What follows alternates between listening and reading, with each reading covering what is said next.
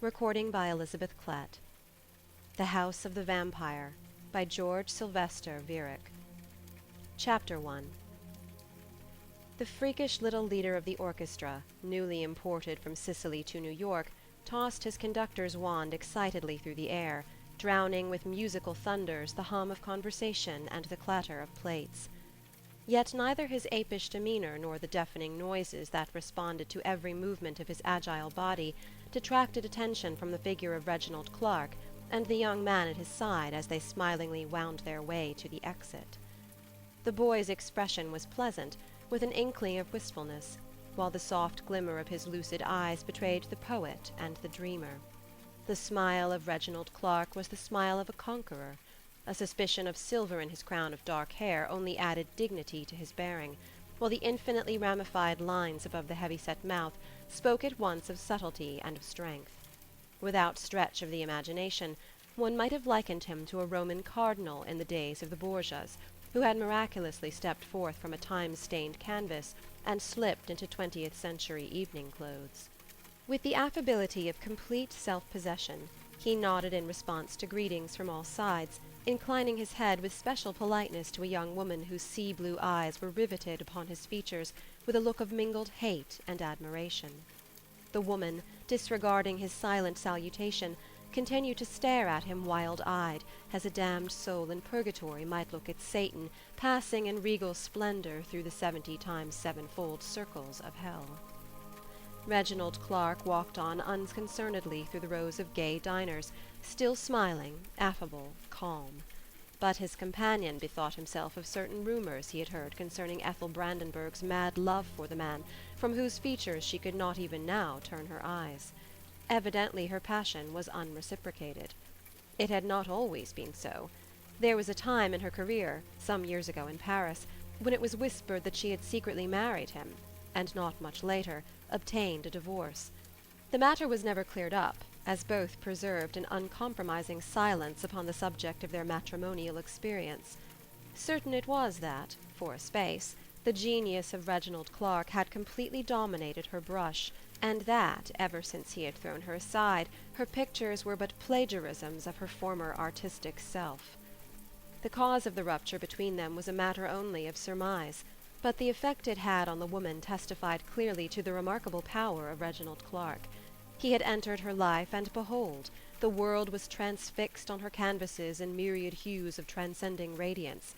He had passed from it, and with him vanished the brilliancy of her coloring, as at sunset the borrowed amber and gold fade from the face of the clouds.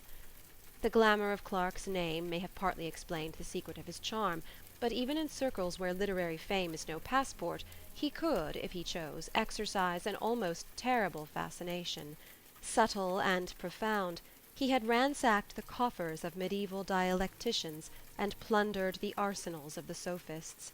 Many years later, when the vultures of misfortune had swooped down upon him, and his name was no longer mentioned without a sneer, he was still remembered in New York drawing-rooms as the man who had brought to perfection the art of talking.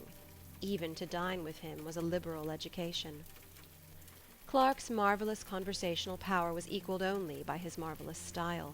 Ernest Fielding's heart leaped in him with the thought that henceforth he would be privileged to live under one roof with the only writer of his generation who could lend to the English language the rich strength and rugged music of the Elizabethans. Reginald Clark was a master of many instruments. Milton's mighty organ was no less obedient to his touch than the little lute of the troubadour.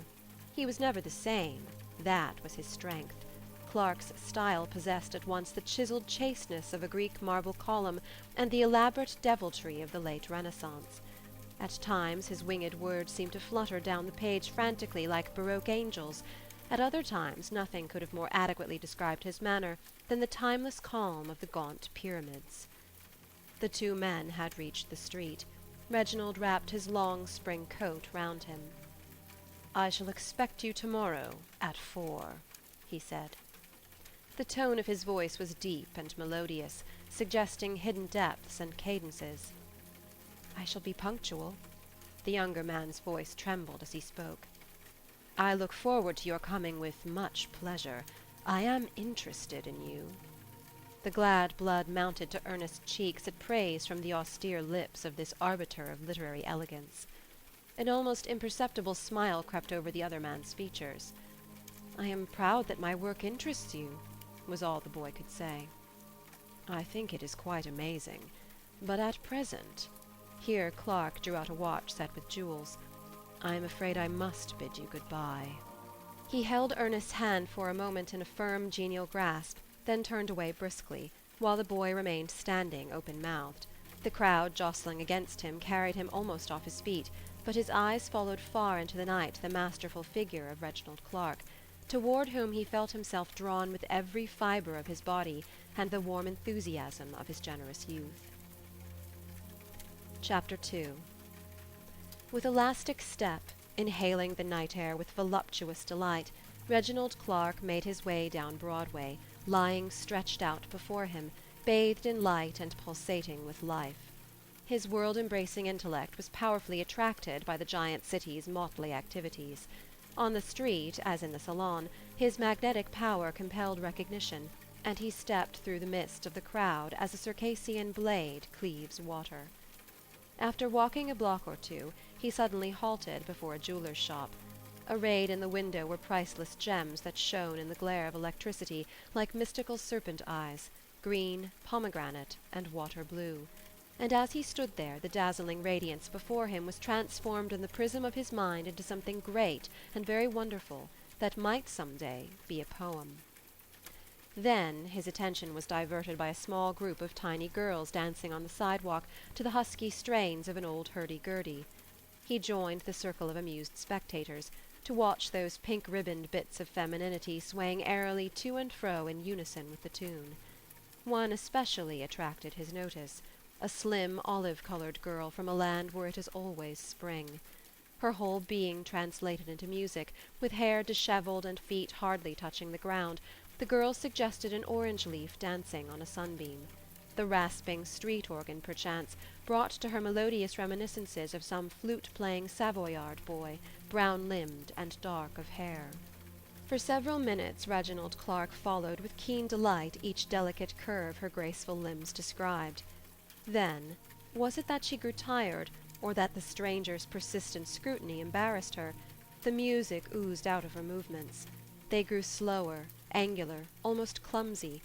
The look of interest in Clark's eyes died, but his whole form quivered, as if the rhythm of the music and the dance had mysteriously entered into his blood. He continued his stroll, seemingly without aim. In reality he followed, with nervous intensity, the multiform undulations of the populace, swarming through Broadway in either direction. Like the giant whose strength was rekindled every time he touched his mother, the earth, Reginald Clark seemed to draw fresh vitality from every contact with life. He turned east along 14th Street, where cheap vaudevilles are strung together as glass pearls on the throat of a wanton. Gaudy billboards, drenched in clamorous red, proclaimed the tawdry attractions within. Much to the surprise of the doorkeeper at a particularly evil-looking music-hall, Reginald Clark lingered in the lobby, and finally even bought a ticket that entitled him to enter this sordid wilderness of décolleté art.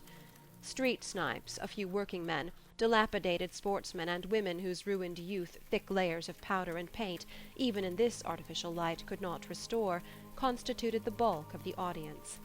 Reginald Clark, apparently unconscious of the curiosity, surprise, and envy that his appearance excited, seated himself at a table near the stage, ordering from the solicitous waiter only a cocktail and a program. The drink he left untouched, while his eyes greedily ran down the lines of the announcement.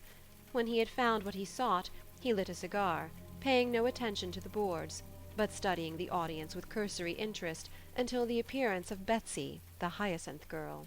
When she began to sing, his mind still wandered. The words of her song were crude, but not without a certain lilt that delighted the uncultured ear, while the girl's voice was thin to the point of being unpleasant. When, however, she came to the burden of the song, Clark's manner changed suddenly. Laying down his cigar, he listened with rapt attention, eagerly gazing at her. For as she sang the last line and tore the hyacinth blossoms from her hair, there crept into her voice a strangely poignant, pathetic little trill that redeemed the execrable faultiness of her singing, and brought the rude audience under her spell. Clark, too, was captivated by that tremor, the infinite sadness of which suggested the plaint of souls moaning low at night, when lust preys on creatures marked for its spoil. The singer paused.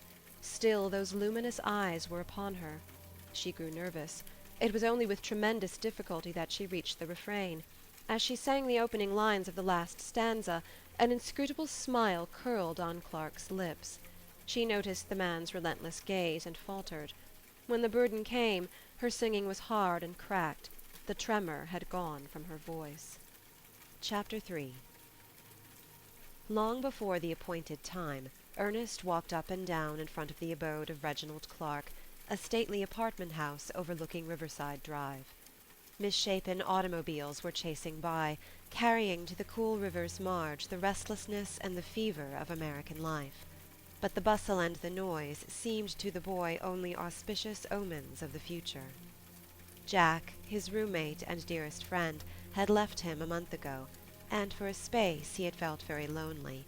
His young and delicate soul found it difficult to grapple with the vague fears that his nervous brain engendered, when whispered sounds seemed to float from hidden corners, and the stairs creaked under mysterious feet. He needed the voice of loving kindness to call him back from the valley of haunting shadows, where his poet's soul was wont to linger overlong. In his hours of weakness the light caress of a comrade renewed his strength and rekindled in his hand the flaming sword of song. And at nightfall he would bring the day's harvest to Clark, as a worshipper scattering precious stones, incense, and tapestries at the feet of a god.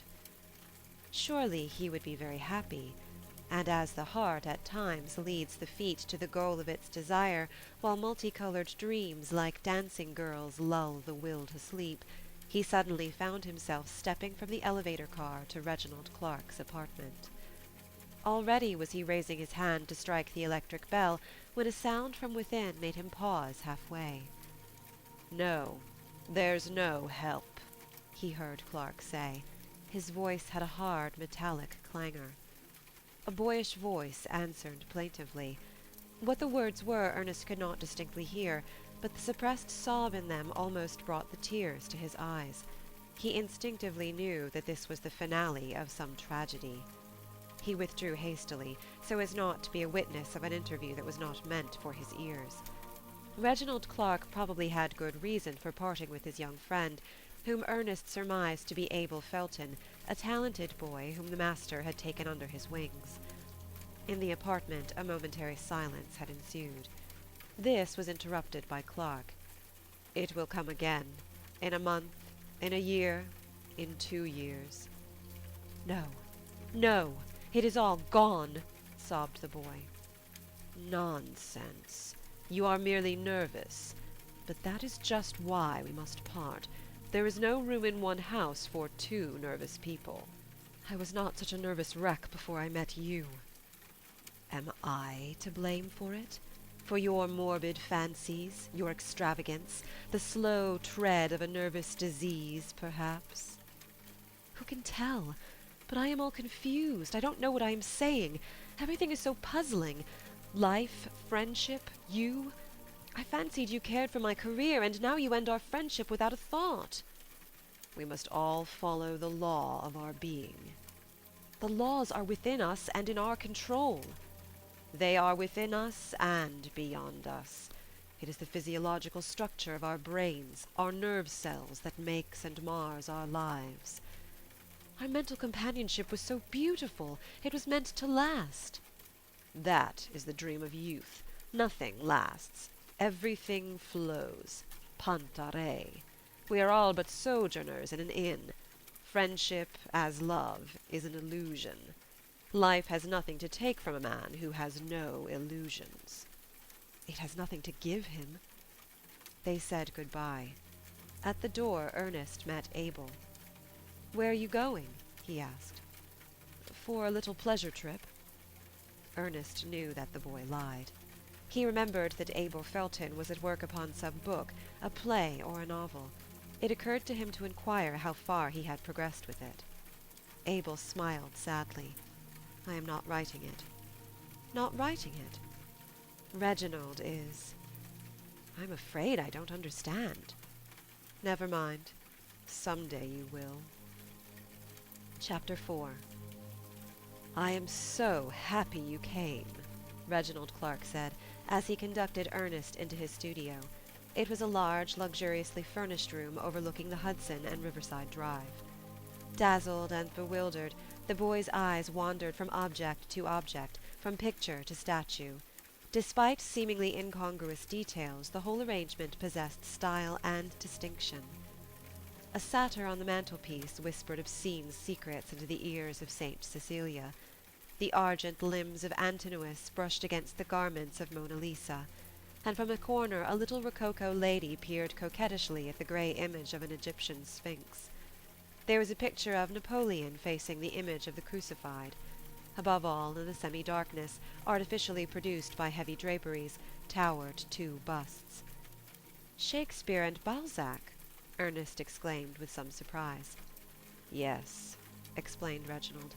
"They are my gods." His gods? Surely there was a key to Clark's character. Our gods are ourselves raised to the highest power. Clark and Shakespeare! Even to Ernest's admiring mind it seemed almost blasphemous to name a contemporary, however esteemed, in one breath with the mighty master of song, whose great gaunt shadow, thrown against the background of the years, has assumed immense, unproportionate, monstrous dimensions. Yet something might be said for the comparison. Clark undoubtedly was universally broad, and undoubtedly concealed, with no less exquisite taste than the Elizabethan, his own personality under the splendid raiment of his art. They certainly were affinities. It would not have been surprising to him to see the clear, calm head of Shakespeare rise from behind his host. Perhaps, who knows, the very presence of the bust in his room had, to some extent, subtly and secretly moulded Reginald Clark's life. A man's soul, like the chameleon, takes colour from its environment. Even comparative trifles, the number of the house in which we live, or the colour of the wallpaper of a room, may determine a destiny. The boy's eyes were again surveying the fantastic surroundings in which he found himself, while from a corner Clark's eyes were watching his every movement, as if to follow his thoughts into the innermost labyrinth of the mind. It seemed to Ernest, under the spell of this passing fancy, as though each vase, each picture, each curio in the room was reflected in Clark's work. In a long-queued porcelain Chinese mandarin he distinctly recognized a quaint quatrain in one of Clark's most marvellous poems. And he could have sworn that the grin of the Hindu monkey god on the writing-table reappeared in the weird rhythm of the two stanzas whose grotesque cadence had haunted him for years. At last Clark broke the silence. "You like my studio?" he asked. The simple question brought Ernest back to reality. "Like it? Why, it's stunning! It set up in me the queerest train of thought." "I, too, have been in a whimsical mood tonight. Fancy, unlike genius, is an infectious disease." "What is the peculiar form it assumed in your case?" "I have been wondering whether all the things that environ us day by day are, in a measure, fashioning our thought life. I sometimes think that even my little mandarin and this monkey idol, which, by the way, I brought from India, are exerting a mysterious but none the less real influence upon my work." "Great God!" Ernest replied. "I have had the identical thought." "How very strange!" Clark exclaimed, with seeming surprise. "It is said tritely but truly that great minds travel the same roads," Ernest observed, inwardly pleased. "No," the older man subtly remarked, "but they reach the same conclusion by a different route." "And you attach serious importance to our fancy?" "Why not?" Clark was gazing abstractedly at the bust of Balzac. "A man's genius is commensurate with his ability of absorbing from life the elements essential to his artistic completion. Balzac possessed this power in a remarkable degree. But strange to say, it was evil that attracted him most. He absorbed it as a sponge absorbs water, perhaps because there was so little of it in his own make-up. He must have purified the atmosphere around him for miles by bringing all the evil that was floating in the air or slumbering in men's souls to the point of his pen. And he, his eyes were resting on Shakespeare's features as a man might look upon the face of a brother, he too was such a nature. In fact, he was the most perfect type of the artist. Nothing escaped his mind. From life and from books he drew his material, each time reshaping it for the master hand. Creation is a divine prerogative. Recreation, infinitely more wonderful than mere calling into existence, is the prerogative of the poet. Shakespeare took his colors from many palettes. That is why he is so great, and why his work is incredibly greater than he. It alone explains his unique achievement. Who was he? What education did he have? What opportunities? None. And yet we find in his work the wisdom of Bacon, Sir Walter Raleigh's fancies and discoveries, Marlowe's verbal thunders, and the mysterious loveliness of Mr. W.H. Ernest listened, entranced by the sound of Clark's mellifluous voice. He was indeed a master of the spoken word, and possessed a miraculous power of giving to the wildest fancies an air of vraisemblance. Chapter 5. "Yes," said Walcom the sculptor, "it's a most curious thing." "What is?" asked Ernest, who had been dreaming over the Sphinx that was looking at him from its corner with the sarcastic smile of 5,000 years. "How our dreams of yesterday stare at us like strangers today." "On the contrary," remarked Reginald, "it would be strange if they were still to know us. In fact, it would be unnatural. The skies above us and the earth underfoot are in perpetual motion. Each atom of our physical nature is vibrating with unimaginable rapidity. Change is identical with life." "It sometimes seems," said the sculptor, "as if thoughts evaporated like water." "Why not, under favorable conditions?" "But where do they go? Surely they cannot perish utterly." "Yes, that is the question. Or rather, it is not a question. Nothing is ever lost in the spiritual universe." "But what," inquired Ernest, "is the particular reason for your reflection?" "It is this," the sculptor replied. "I had a striking motive, and lost it. Do you remember," he continued, speaking to Reginald, "the Narcissus I was working on the last time when you called at my studio?" "Yes. It was a striking thing, and impressed me very much, though I cannot recall it at the moment." "Well, it was a commission. An eccentric young millionaire had offered me $8,000 for it. I had an absolutely original conception, but I cannot execute it. It's as if a breeze had carried it away." "That is very regrettable." "Well, I should say so," replied the sculptor. Ernest smiled, for everybody knew of Walcom's domestic troubles. Having twice figured in the divorce court, he was at present defraying the expenses of 3 households. The sculptor had meanwhile seated himself at Reginald's writing table, unintentionally scanning a typewritten page that was lying before him. Like all artists, something of a madman and something of a child, he at first glanced over its contents distractedly, then with an interest so intense that he was no longer aware of the impropriety of his action. "By Jove!" he cried. "What is this?" "It is an epic of the French Revolution," Reginald replied, not without surprise. "But, man, do you know that I have discovered my motive in it?" "What do you mean?"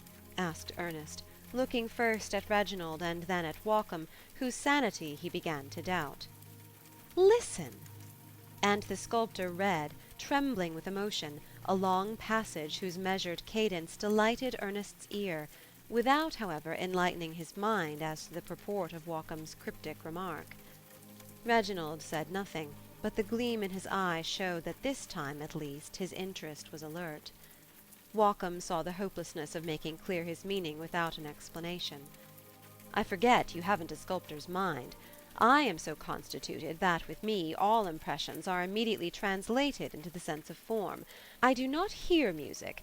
I see it rise with domes and spires, with painted windows and arabesques. The scent of the rose is to me tangible. I can almost feel it with my hand. So your prose suggested to me by its rhythmic flow something which at first indefinite crystallized finally into my lost conception of Narcissus." "It is extraordinary," murmured Reginald. "I had not dreamed of it." "So you do not think it rather fantastic?" remarked Ernest, circumscribing his true meaning. "No, it was quite possible. Perhaps his Narcissus was engaging the subconscious strata of my mind while I was writing this passage. And surely it would be strange if the undercurrents of our minds were not reflected in our style." "Do you mean, then, that a subtle psychologist ought to be able to read between and beneath our lines, not only what we express, but also what we leave unexpressed?" "Undoubtedly." "Even if, while we are writing, we are unconscious of our state of mind. That would open a new field to psychology." "Only to those that have the key, that can read the hidden symbols. It is to me a matter of course that every mind movement below or above the threshold of consciousness must of a necessity leave its imprint faintly or clearly, as the case may be, upon our activities." "This may explain why books that seem intolerably dull to the majority delight the hearts of the few," Ernest interjected. "Yes, to the few that possess the key. I distinctly remember how an uncle of mine once laid down a discussion on higher mathematics, and blushed fearfully when his innocent wife looked over his shoulder. The man who had written it was a roue." "Then the seemingly most harmless books may secretly possess the power of scattering in young minds the seed of corruption," Waucombe remarked. "If they happen to understand," Clark observed thoughtfully. "I can very well conceive of a lecherous textbook of the calculus, or of a reporter's story of a picnic in which burnt, under the surface, undiscoverable, save to the initiate, the tragic passion of Tristram and Isolde." Chapter 6. Several weeks had elapsed since the conversation in Reginald Clark's studio. The spring was now well advanced, and had sprinkled the meadows with flowers, and the bookshelves of the reviewers with fiction. The latter Ernest turned to in good account, but from the flowers no poem blossomed forth. In writing about other men's books, he almost forgot that the springtide had brought to him no bouquet of song. Only now and then, like a rippling of water, disquietude troubled his soul. The strange personality of the master of the house had enveloped the lad's thoughts with an impenetrable maze. The day before, Jack had come on a flying visit from Harvard, but even he was unable to free Ernest's soul from the obsession of Reginald Clark. Ernest was lazily stretching himself on a couch, waving the smoke of his cigarette to Reginald, who was writing at his desk. "Your friend Jack is delightful," Reginald remarked, looking up from his papers. "And his ebon-coloured hair contrasts prettily with the gold in yours. I should imagine that you are temperamental antipodes." "So we are, but friendship bridges the chasm between." "How long have you known him?" "We've been chums ever since our sophomore year." "What attracted you in him?" "It is no simple matter to define exactly one's likes and dislikes. Even a tiny protoplasmic animal appears to be highly complex under the microscope. How can we hope to analyze with any degree of certitude our souls, especially when, under the influence of feeling, we see as through a glass darkly?" "It is true that personal feeling colours our spectacles and distorts the perspective. Still, we should not shrink from self-analysis.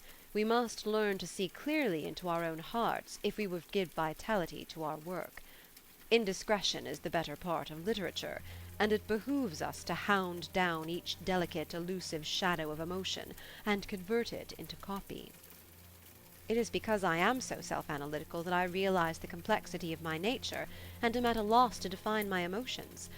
Conflicting forces sway us hither and thither without neutralizing each other. Physicology isn't physics. There were many things to attract me to Jack. He was a subtler, more sympathetic, more feminine, perhaps, than the rest of my college mates." "That I have noticed. In fact, his lashes are those of a girl. You still care for him very much?" It isn't a matter of caring. We are two beings that live one life. A sort of psychic Siamese twins. Almost. Why, the matter is very simple. Our hearts root in the same soil, the same books have nourished us, the same great winds have shaken our being, and the same sunshine called forth the beautiful blossom of friendship. He struck me, if you will pardon my saying so, as a rather commonplace companion. There is in him a hidden sweetness and a depth of feeling which only intimate contact reveals. He is now taking his postgraduate course at Harvard, and for well nigh 2 months we have not met, yet so many invisible threads of common experience unite us that we could meet after years and still be near each other. You are very young, Reginald replied. What do you mean? Ah, never mind. So you do not believe that 2 hearts may ever beat as one? No, that is an auditory delusion. Not even 2 clocks beat in unison. There is always a discrepancy, infinitesimal perhaps, but a discrepancy nevertheless. A sharp ring of the bell interrupted the conversation. A moment later a curly head peeped through the door. "Hello, Ernest! How are you, old man?" the intruder cried, with a laugh in his voice. Then, noticing Clark, he shook hands with the great man unceremoniously, with the nonchalance of the healthy young animal bred in the atmosphere of an American college. His touch seemed to thrill Clark, who breathed heavily and then stepped to the window, as if to conceal the flush of vitality on his cheek. It was a breath of springtide that Jack had brought with him. Youth is a Prince Charming. To shriveled veins the pressure of his hand imparts a spark of animation, and middle age unfolds its petals in his presence, as a sunflower gazing at late noon once more upon its lord. "I have come to take Ernest away from you," said Jack. "He looks a trifle paler than usual, and a day's outing will stir the red corpuscles in his blood." "I have no doubt that you will take very good care of him," Reginald replied. "Where shall we go?" Ernest asked, absent-mindedly. But he did not hear the answer, for Reginald's skepticisms had more deeply impressed him than he cared to confess to himself. Chapter 7. The 2 boys had bathed their souls in the sea-breeze, and their eyes in light. The tide of pleasure-loving humanity jostling against them had carried their feet to the Lion Palace. From there, seated at table and quenching their thirst with highballs, they watched the feverish palpitations of the city's lifeblood pulsating in the veins of Coney Island, to which they had drifted from Brighton Beach. Ernest blew thoughtful rings of smoke into the air. "Do you notice the ferocious look in the mien of the average frequenter of this island resort?" he said to Jack, whose eyes, following the impulse of his more robust youth, were examining specimens of feminine flotsam on the waves of the crowd. "It is," he continued, speaking to himself for want of an audience, "the American who is in for having a good time, and he is going to get it. Like a huntsman, he follows the scent of happiness, but I warrant that always it eludes him. Perhaps his mad race is only the epitome of humanity's vain pursuit of pleasure, the eternal cry that is never answered." But Jack was not listening. There are times in the life of every man when a petticoat is more attractive to him than all the philosophy of the world. Ernest was a little hurt, and it was not without some silent remonstrance that he acquiesced when Jack invited to their table 2 creatures that once were women. "Why?" "But they are interesting." "I cannot find so." They both had seen better times, of course. Then money losses came, with work in shop or factory, and the voice of the tempter in the commercial wilderness. One, a frail, nervous little creature, who had instinctively chosen a seat at Ernest's side, kept prattling in his ear, ready to tell the story of her life to anyone who was willing to treat her to a drink. Something in her demeanor interested him. "And then I had a stroke of luck. The manager of a vaudeville was my friend and decided to give me a trial. He thought I had a voice. They called me Betsy, the Hyacinth Girl. At first it seemed as if people liked to hear me, but I suppose that was because I was new. After a month or 2 they discharged me." "And why?" "I suppose I was just used up, that's all." "Frightful." "I never had much of a voice, and the tobacco smoke, and the wine. I love wine." She gulped down her glass. And do you like your present occupation? Why not? Am I not young? Am I not pretty? This she said not parrot-wise, but with a simple coquettishness that was all her own.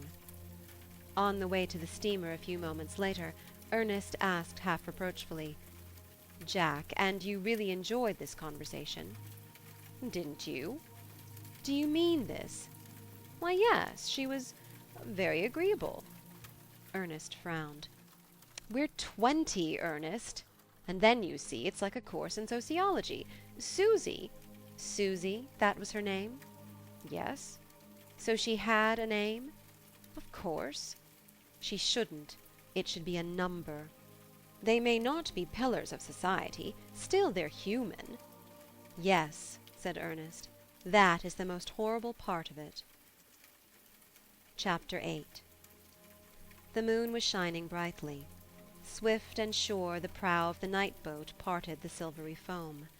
The smell of young flesh, peals of laughter, a breathless pianola, the tripping of dancing feet, voices husked with drink and voices soft with love, the shrill accents of vulgarity, hustling waiters, shop-girls, bourgeois couples, tired families of 4 and upward, sleeping children, a boy selling candy, the crying of babies.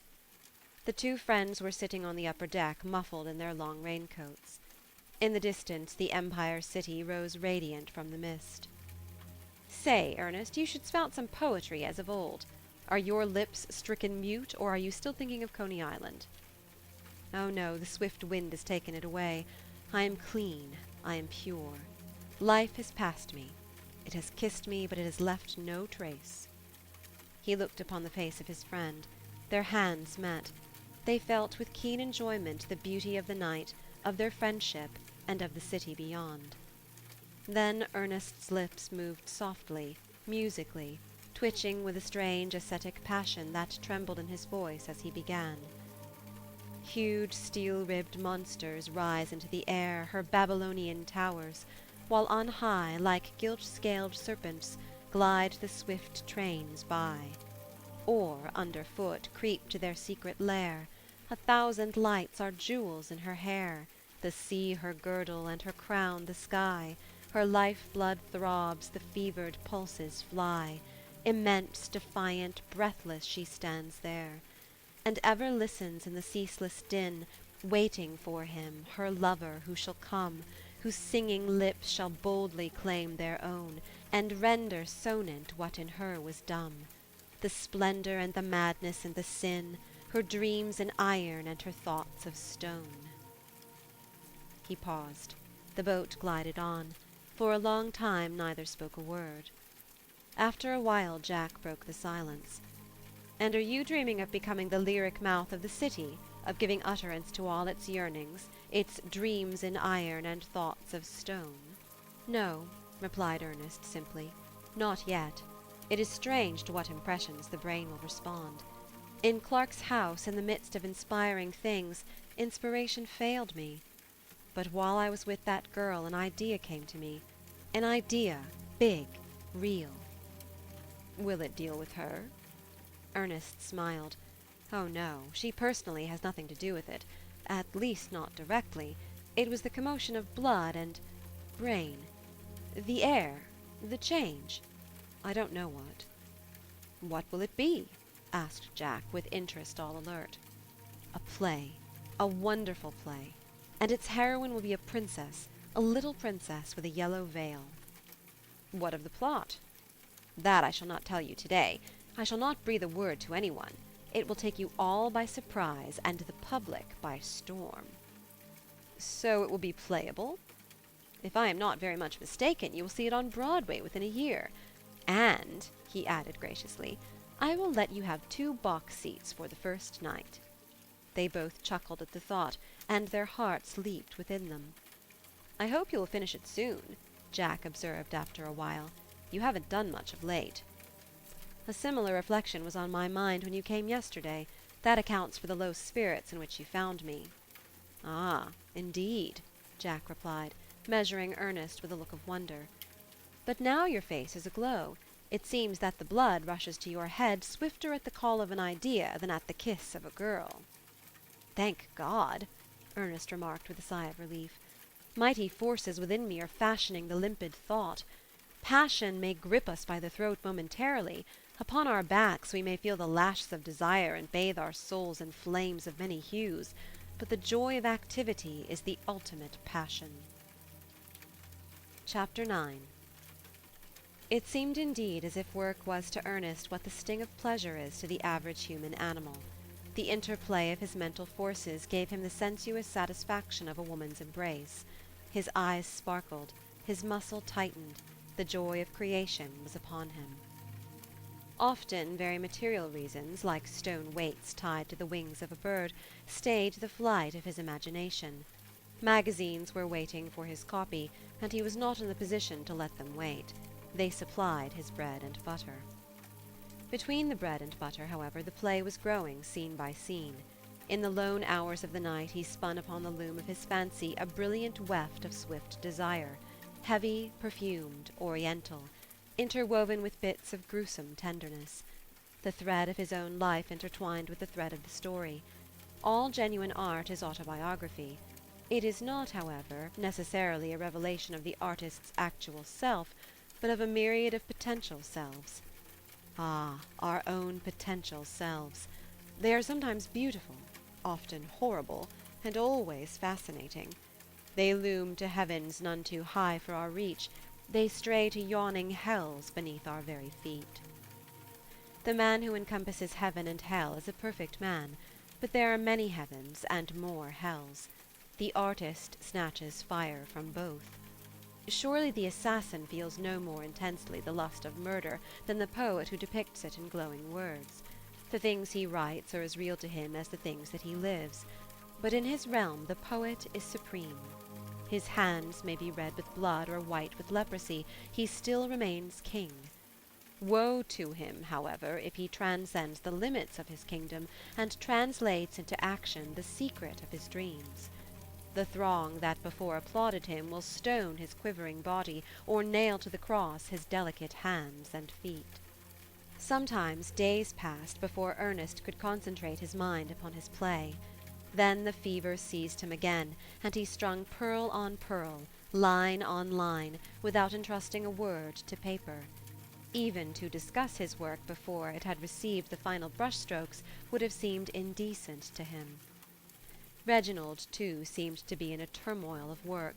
Ernest had little chance to speak to him, and to drop even a hint of his plans between the courses at breakfast would have been desecration. Sunset followed sunset, night followed night. The stripling April had made room for the Lady May. The play was almost completed in Ernest's mind, and he thought with a little shudder of the physical travail of the actual writing. He felt that the transcript from brain to paper would demand all his powers. For of late his thoughts seemed strangely evanescent. They seemed to run away from him whenever he attempted to seize them. The day was glad with sunshine, and he decided to take a long walk in the solitude of the Palisades to steady hand and nerve for the final task. He told Reginald of his intention, but met with little response. Reginald's face was wan and bore the peculiar pallor of one who had worked late at night. "You must be frightfully busy?" Ernest asked, with genuine concern. "So I am," Reginald replied. "I always work in a white heat. I am restless, nervous, feverish, and can find no peace until I have given utterance to all that clamours after birth." "What is it that is so engaging your mind? The epic of the French Revolution?" "Oh, no. I should never have undertaken that. I haven't done a stroke of work on it for several weeks. In fact, ever since Walkham called, I simply couldn't. It seemed as if a rough hand had in some way destroyed the web of my thought. Poetry in the writing is like red-hot glass before the master blower has fashioned it into birds and trees and strange fantastic shapes. A draught caused by the opening of a door may distort it. But at present I am engaged upon more important work. I am modelling a vessel not of fine-spun glass, but of molten gold." "You make me exceedingly anxious to know what you have in store for us. It seems to me you have reached a point where even you can no longer surpass yourself." Reginald smiled. "Your praise is too generous, yet it warms like sunshine. I will confess that my conception is unique. It combines with the ripeness of my technique the freshness of a second spring." Ernest was bubbling with anticipated delights. His soul responded to Reginald's touch as a harp to the winds. "When," he cried, "shall we be privileged to see it?" Reginald's eyes were already straying back to his writing-table. "If the gods are propitious," he remarked, "I shall complete it tonight. Tomorrow is my reception, and I have promised to read it then." "Perhaps I shall be in the position soon to let you see my play." "Let us hope so," Reginald replied absent-mindedly. The egotism of the artist had once more chained him to his work. Chapter 10. That night a brilliant crowd had gathered in Reginald Clark's house. From the studio and the adjoining salon rose a continual murmur of well-tuned voices. On bare white throats jewels shone, as if in each a soul were imprisoned, and voluptuously rustled the silk that clung to the fair slim forms of its bearers in an undulating caress. Subtle perfumes emanated from the hair and the hands of siren women, commingling with the soft plump scent of their flesh. Fragrant tapers, burning in precious crystal globules stained with exquisite colors, sprinkled their shimmering light over the fashionable assemblage, and lent a false radiance to the faces of the men, while in the hair and the jewels of the women each ray seemed to dance like an imp with its mate. A seat like a throne, covered with furs of tropic beasts of prey, stood in one corner of the room in the full glare of the light, waiting for the monarch to come. Above were arranged with artistic raffinement weird oriental draperies, resembling a crimson canopy in the total effect. Chattering visitors were standing in groups, or had seated themselves on the divans and curiously fashioned chairs that were scattered in seeming disorder throughout the salon. There were critics and writers and men of the world. Everybody who was anybody and a little bigger than somebody else was holding court in his own small circle of enthusiastic admirers. The bohemian element was subdued, but not entirely lacking. The magic of Reginald Clark's name made stately dames blind to the presence of some individuals whom they would have passed on the street without recognition. Ernest surveyed this gorgeous assembly with the absent look of a sleepwalker. Not that his sensuous soul was unsusceptible to the atmosphere of culture and corruption that permeated the whole, nor to the dazzling color effects that tantalized while they delighted the eye. But tonight they shriveled into insignificance before the splendor of his inner vision. A radiant dreamland palace, his play, had risen from the night of inchoate thought. It was wonderful, it was real, and needed for its completion only the detail of actual construction. And now the characters were hovering in the recesses of his brain, were yearning to leave that many-winded labyrinth to become real beings of paper and ink. He would probably have tarried overlong in this fanciful mansion had not the reappearance of an unexpected guest broken his reverie. "Jack!" he exclaimed in surprise. "I thought you 100 miles away from here." "That shows that you no longer care for me," Jack playfully answered. "When our friendship was young, you always had a presentiment of my presence." "Ah, perhaps I had. But tell me, where do you hail from?" "Clark called me up on the telephone. Long distance, you know. I suppose it was meant as a surprise for you, and you certainly looked surprised, not even pleasantly. I am really head over heels at work, but you know how it is. Sometimes a little imp whispers into my ears, daring me to do a thing which I know is foolish. But what of it? My legs are strong enough not to permit my follies to overtake me. It was certainly good of you to come. In fact, you make me very glad. I feel that I need you tonight. I don't know why. The feeling came suddenly as you. I only know I need you. How long can you stay?" "I must leave you tomorrow morning. I have to hustle somewhat. You know my examinations are taking place in a day or two, and I've got to cram up a lot of things." "Still," remarked Ernest, "your visit will repay you for the loss of time. Clark will read to us tonight his masterpiece." "What is it?" "I don't know. I only know it's the real thing. It's worth all the wisdom bald-headed professors may administer to you in concentrated doses at 5,000 a year." "Come now," Jack could not help saying, "is your memory giving way?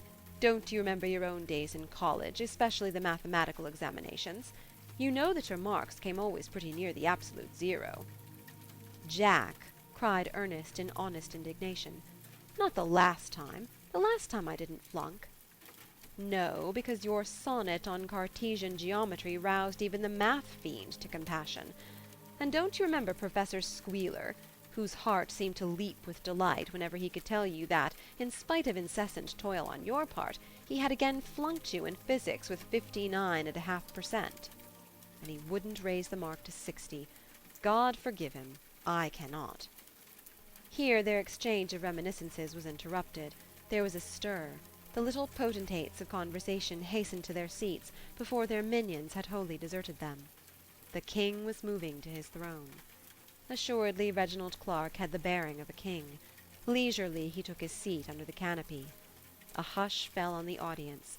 Not a fan stirred as he slowly unfolded his manuscript. Chapter 11. The music of Reginald Clark's intonation captivated every ear. Voluptuously, in measured cadence it rose and fell, now full and strong like the sound of an organ, now soft and clear like the tinkling of bells. His voice detracted by its very tunefulness from what he said. The powerful spell charmed even Ernest's accustomed ear. The first page gracefully glided from Reginald's hand to the carpet before the boy dimly realized that he was intimately familiar with every word that fell from Reginald's lips. When the second page slipped with seeming carelessness from the reader's hand, a sudden shudder ran through the boy's frame. It was as if an icy hand had gripped his heart. There could be no doubt of it. This was more than mere coincidence. It was plagiarism. He wanted to cry out, but the room swam before his eyes. Surely he must be dreaming. It was a dream. The faces of the audience, the lights, Reginald, Jack, all phantasmagoria of a dream. Perhaps he'd been ill for a long time. Perhaps Clark was reading the play for him.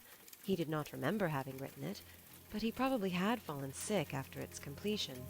What strange pranks our memories will play us. But no, he was not dreaming, and he had not been ill.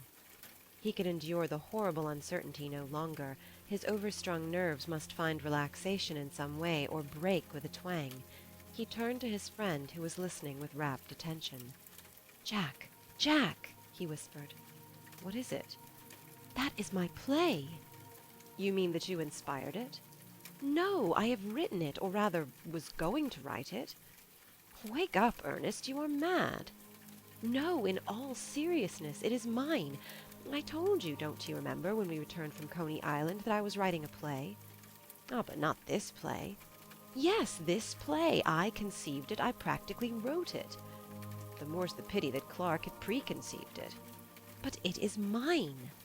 "Did you tell him a word about it?" "No, to be sure."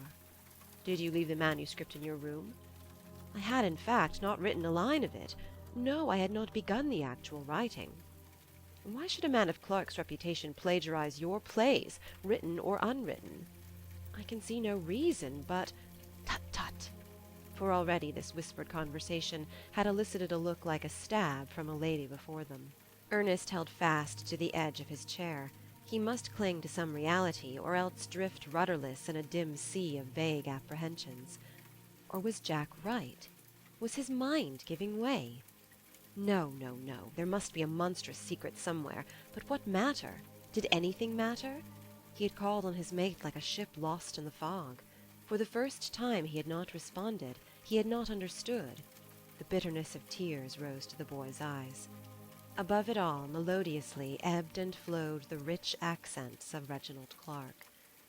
Ernest listened to the words of his own play coming from the older man's mouth. The horrible fascination of the scene held him entranced. He saw the creations of his mind pass in review before him, as a man might look upon the face of his double grinning at him from behind a door in the hideous hours of night.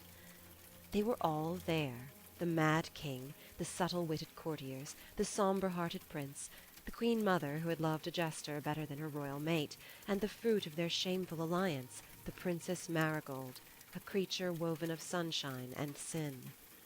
Swiftly the action progressed. Shadows of impending death darkened the house of the king. In the horrible agony of the rack the old jester confessed. stripped of his cap and bells, crowned with a wreath of blood, he looked so pathetically funny that the Princess Marigold could not help laughing between her tears. The Queen stood there all trembling and pale. Without a complaint she saw her lover die. The executioner's sword smote the old man's head straight from the trunk. It rolled at the feet of the King, who tossed it to Marigold. The little princess kissed it and covered the grinning horror with her yellow veil. The last words died away. There was no applause, only silence. All were stricken with the dread that men feel in the house of God or his awful presence in genius. But the boy lay back in his chair. The cold sweat had gathered on his brow and his temples throbbed. Nature had mercifully clogged his head with blood. The rush of it drowned the crying voice of the nerves, deadening for a while both consciousness and pain. Chapter 12. Somehow the night had passed, somehow in bitterness, in anguish, but it had passed. Ernest's lips were parched, and sleeplessness had left its trace in the black rings under the eyes when the next morning he confronted Reginald in the studio. Reginald was sitting at the writing table in his most characteristic pose, supporting his head with his hand and looking with clear, piercing eyes searchingly at the boy. "Yes," he observed, "it's a most curious physical phenomenon." "You cannot imagine how real it all seemed to me." The boy spoke painfully, dazed, as if struck by a blow. "Even now it is as if something has gone from me, some struggling thought that I cannot remember." Reginald regarded him as a physical experimenter might look upon the subject of a particularly baffling mental disease. "You must not think, my boy, that I bear you any malice for your extraordinary delusion. Before Jack went away he gave me an exact account of all that has happened. Divers incidents recurred to him from which it appears that, at various times in the past, you have been on the verge of a nervous collapse." A nervous collapse? What was the use of this term but a euphemism for insanity? "Do not despair, dear child," Reginald caressingly remarked. "Your disorder is not hopeless, not incurable. Such crises come to every man who writes. It is the tribute we pay to the lords of song. The Minnesinger of the past wrote with his heart's blood, but we moderns dip our pen into the sap of our nerves. We analyze life, love art, and the dissecting knife that we use on other men's souls finally turns against ourselves." "But what shall a man do? Shall he sacrifice art to hygiene and surrender the one attribute that makes him chiefest of created things? Animals, too, think. Some walk on two legs. But introspection differentiates man from the rest. Shall we yield up the sweet consciousness of self that we derive from the analysis of our emotion, for the contentment of the bull that ruminates in the shade of a tree, or the healthful stupidity of a mule? Assuredly not. But what shall a man do? Ah, that I cannot tell. Mathematics offers definite problems that admit of a definite solution. Life states its problems with less exactness and offers for each a different solution. 1 and 1 are 2 today and tomorrow. Psychical values on each manipulation will yield a different result. Still, your case is quite clear. You have overworked yourself in the past, mentally and emotionally. You have sown unrest, and must not be surprised if neurasthenia is the harvest thereof." "Do you think that I should go to some sanitarium?" the boy falteringly asked. "God forbid. Go to the seashore, somewhere where you can sleep and play. Take your body along, but leave your brain behind. At least do not take more of it with you than is necessary. The summer season in Atlantic City has just begun. There, as everywhere in American society, you will be much more welcome if you come without brains." Reginald's half-bantering tone reassured Ernest a little. Timidly he dared approach once more the strange event that had wrought such havoc with his nervous equilibrium. "How do you account for my strange obsession? One might almost call it a mania." "If it could be accounted for, it would not be strange." "Can you suggest no possible explanation?" "Perhaps a stray leaf on my desk, a few indications of the plot, a remark, who knows? Perhaps thought matter is floating in the air. Perhaps—" But we had better not talk of it now. It would needlessly excite you." "You are right," answered Ernest gloomily. "Let us not talk of it. But whatever may be said, it is a marvelous play." "You flatter me. There is nothing in it that you may not be able to do equally well. Some day."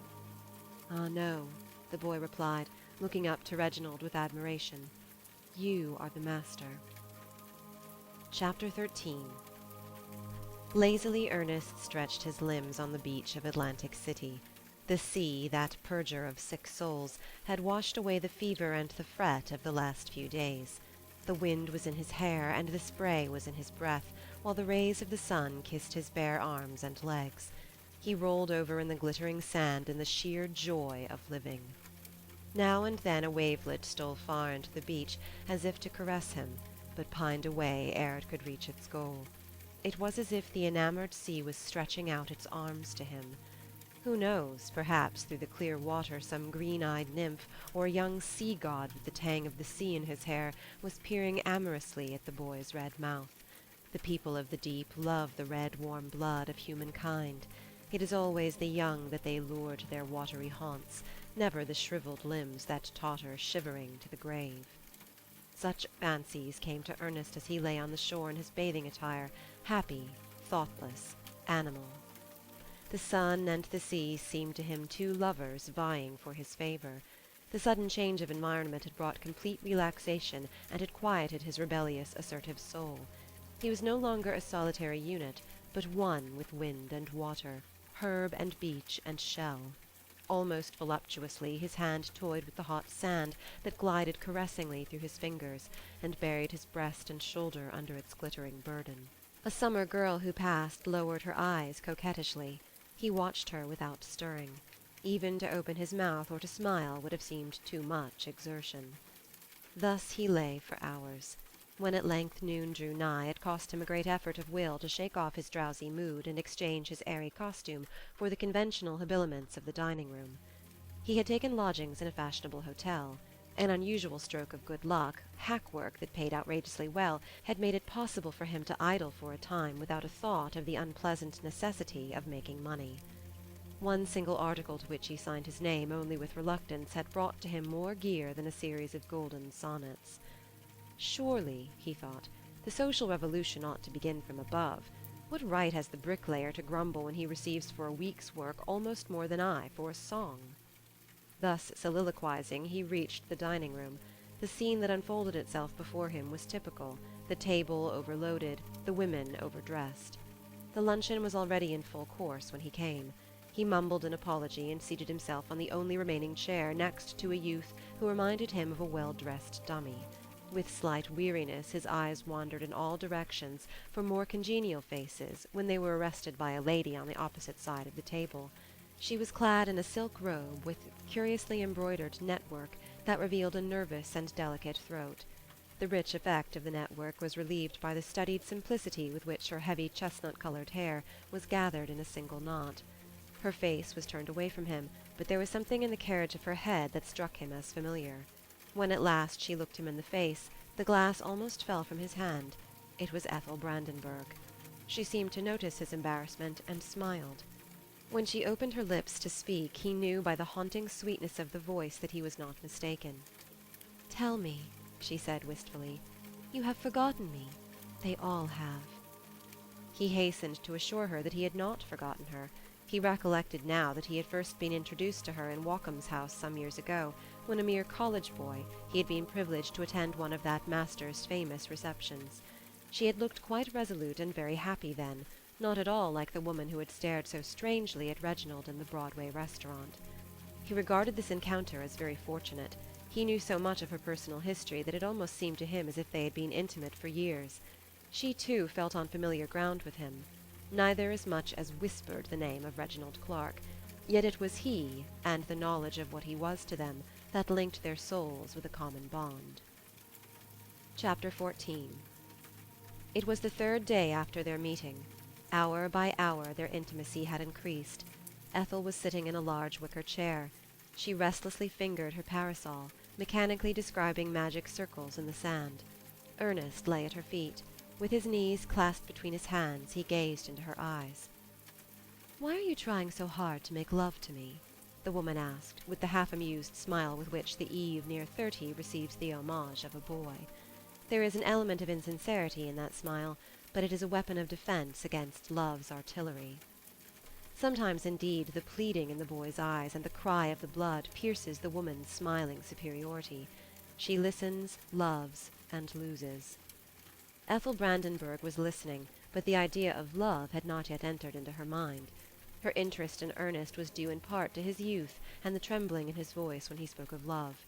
But what probably attracted her most powerfully was the fact that he intimately knew the man who still held her woman's heart in the hollow of his hand. It was half in play, therefore, that she had asked him that question. Why did he make love to her? He did not know. Perhaps it was the irresistible desire to be petted which young poets share with domesticated cats. But what should he tell her? Polite platitudes were out of place between them. Besides, he knew the penalty of all tender entanglements. Women treat love as if it were an extremely tenuous wire that can be drawn out indefinitely. This is a very expensive process. It costs us the most precious, the only irretrievable thing in the universe, time. And to him time was song. For money he did not care. The Lord had hallowed his lips with rhythmic speech. Only in the intervals of his singing might he listen to the voice of his heart, strangest of all watches, that tells the time not by minutes and hours, but by the coming and going of love. The woman beside him seemed to read his thoughts. "Child, child," she said, "why will you toy with love? Like Jehovah, he is a jealous God, and nothing but the whole heart can placate him. Woe to the woman who takes a poet for a lover. I admit it is fascinating, but it is playing va banque. In fact, it is fatal.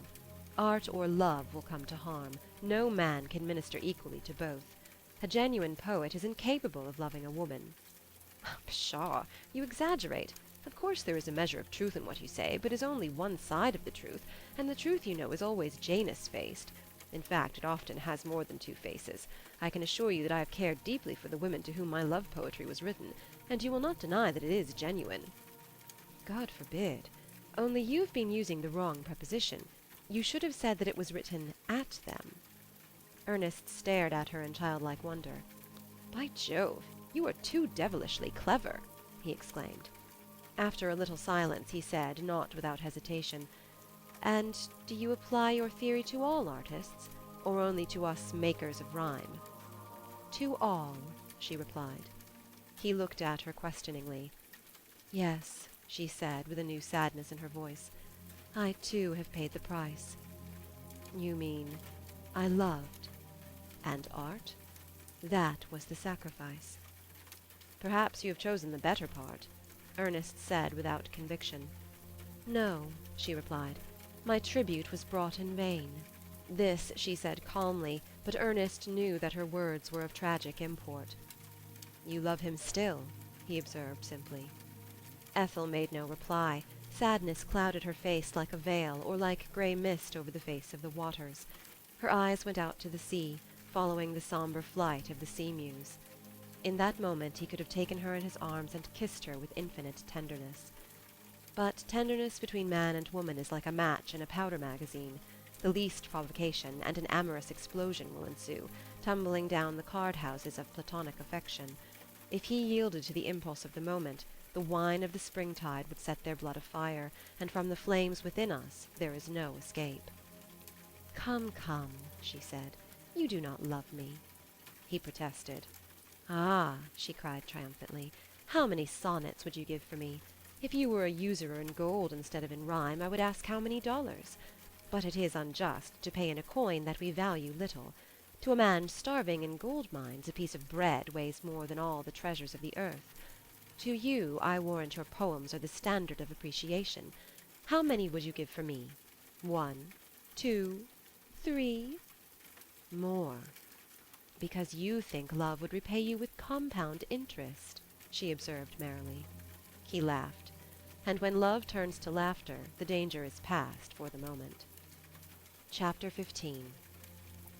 Thus 3 weeks passed without apparent change in their relations. Ernest possessed a personal magnetism that, always emanating from him, was felt most deeply when withdrawn. He was at all times involuntarily exerting his power, which she ever resisted, always on the alert, always warding off. When at last pressure of work made his immediate departure for New York imperative, he had not apparently gained the least ground. But Ethel knew in her heart that she was fascinated, if not in love. The personal fascination was supplemented by a motherly feeling toward Ernest, that, sensuous in essence, was in itself not far removed from love. She struggled bravely and with external success against her emotions, never losing sight of the fact that 20 and 30 are 50.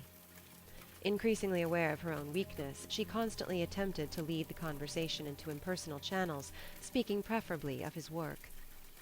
"Tell me," she said, negligently fanning herself, "what new inspiration have you drawn from your stay at the seaside?" "Why," he exclaimed enthusiastically, "volumes and volumes of it. I shall write the great novel of my life after I am once more quietly installed at Riverside Drive."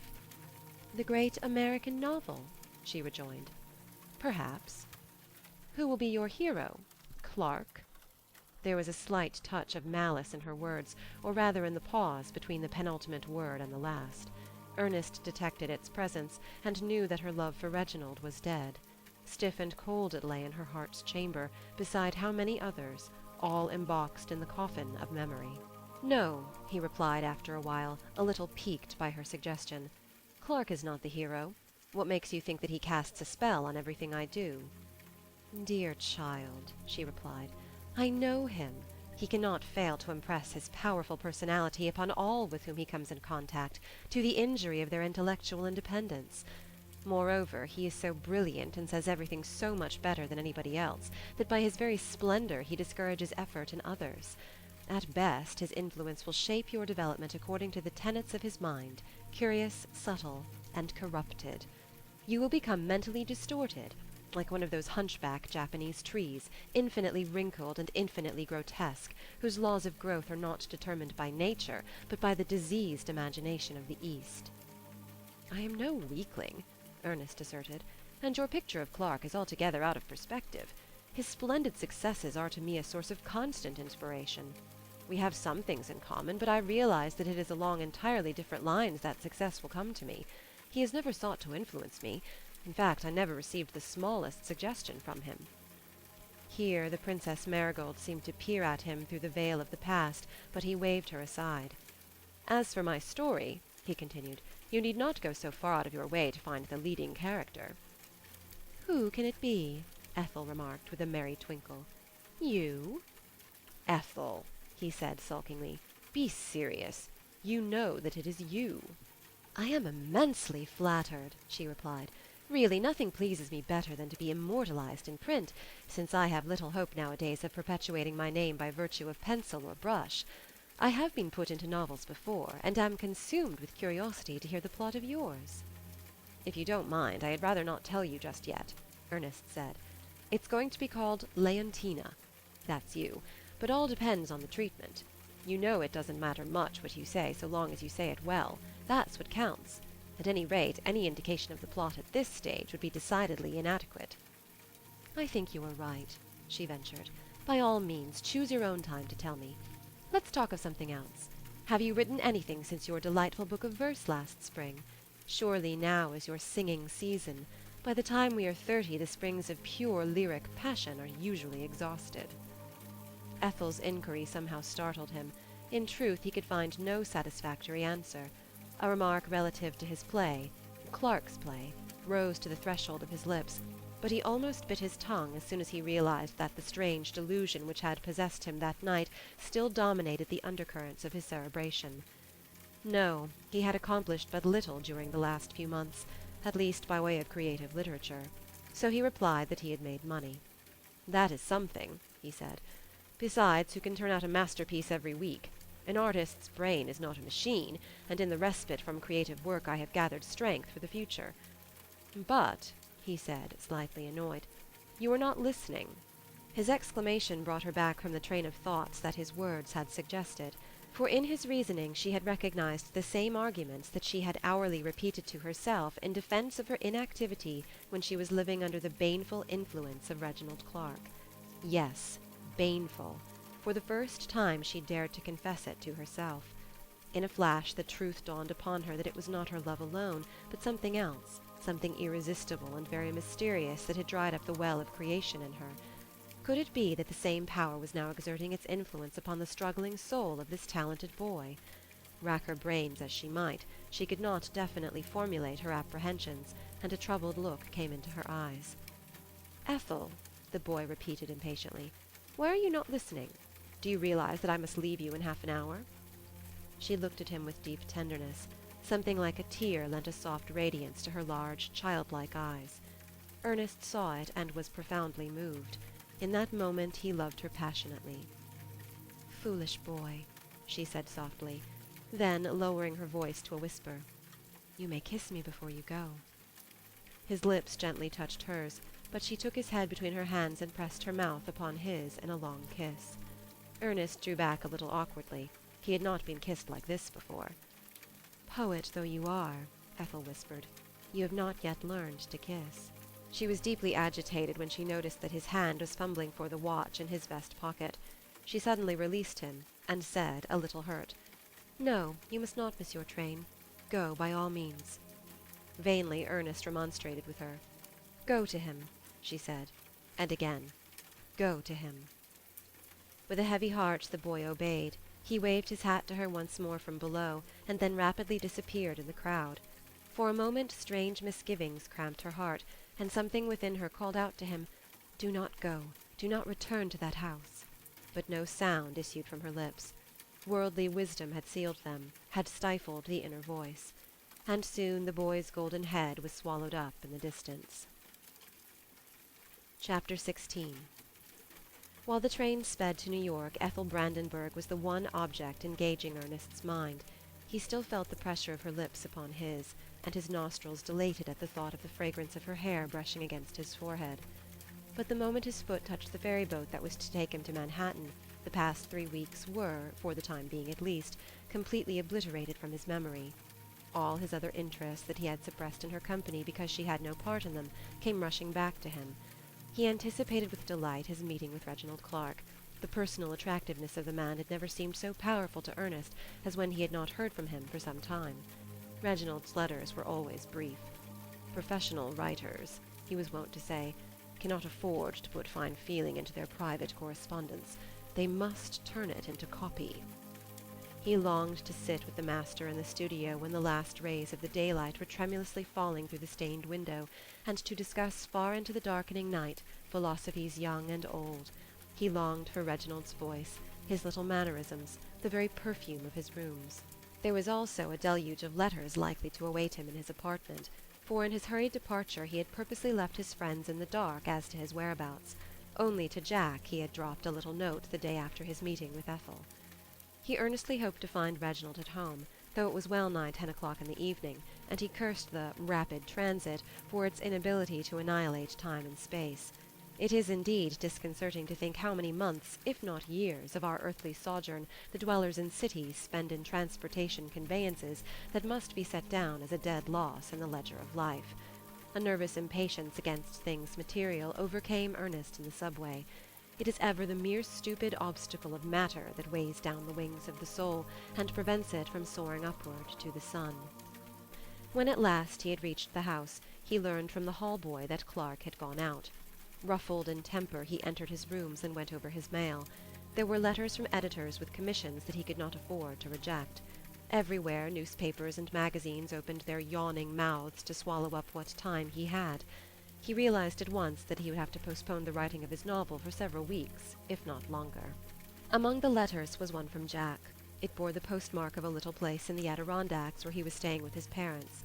Ernest opened the missive not without hesitation. On reading and rereading it, the fine lines on his forehead, that would some day deepen into wrinkles, became quite pronounced, and a look of displeasure darkened his face. Something was wrong with Jack, a slight change that defied analysis. Their souls were out of tune. It might only be a passing disturbance. Perhaps it was his own fault. It pained him, nevertheless. Somehow it seemed of late that Jack was no longer able to follow the vagaries of his mind. Only one person in the world possessed a similar mental vision. Only one seemed to understand what he said and what he left unsaid. Reginald Clark, being a man and poet, read in his soul as in an open book. Ethel might have understood, had not love, like a cloud, laid itself between her eyes and the page. It was with exultation that Ernest heard near midnight the click of Reginald's key in the door. He found him unchanged, completely, radiantly himself. Reginald possessed the psychic power of undressing the soul, of seeing it before him in primal nakedness. Although no word was said of Ethel Brandenburg except the mere mention of her presence in Atlantic City, Ernest intuitively knew that Reginald was aware of the transformation that absence had wrought in him.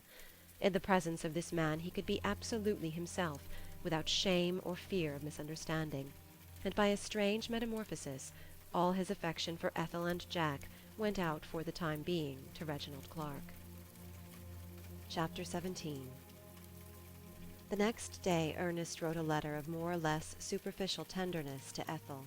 She had wounded his pride by proving victorious in the end over his passion and hers. Besides, he was in the throes of work. When after the third day no answer came, he was inclined to feel aggrieved. It was plain now that she had not cared for him in the least, but had simply played with him for lack of another toy. A flush of shame rose to his cheeks at the thought. He began to analyze his own emotions, and stunned, if not stabbed, his passions step by step. Work was calling to him. It was that which gave life its meaning, not the love of a season. How far away, how unreal she now seemed to him.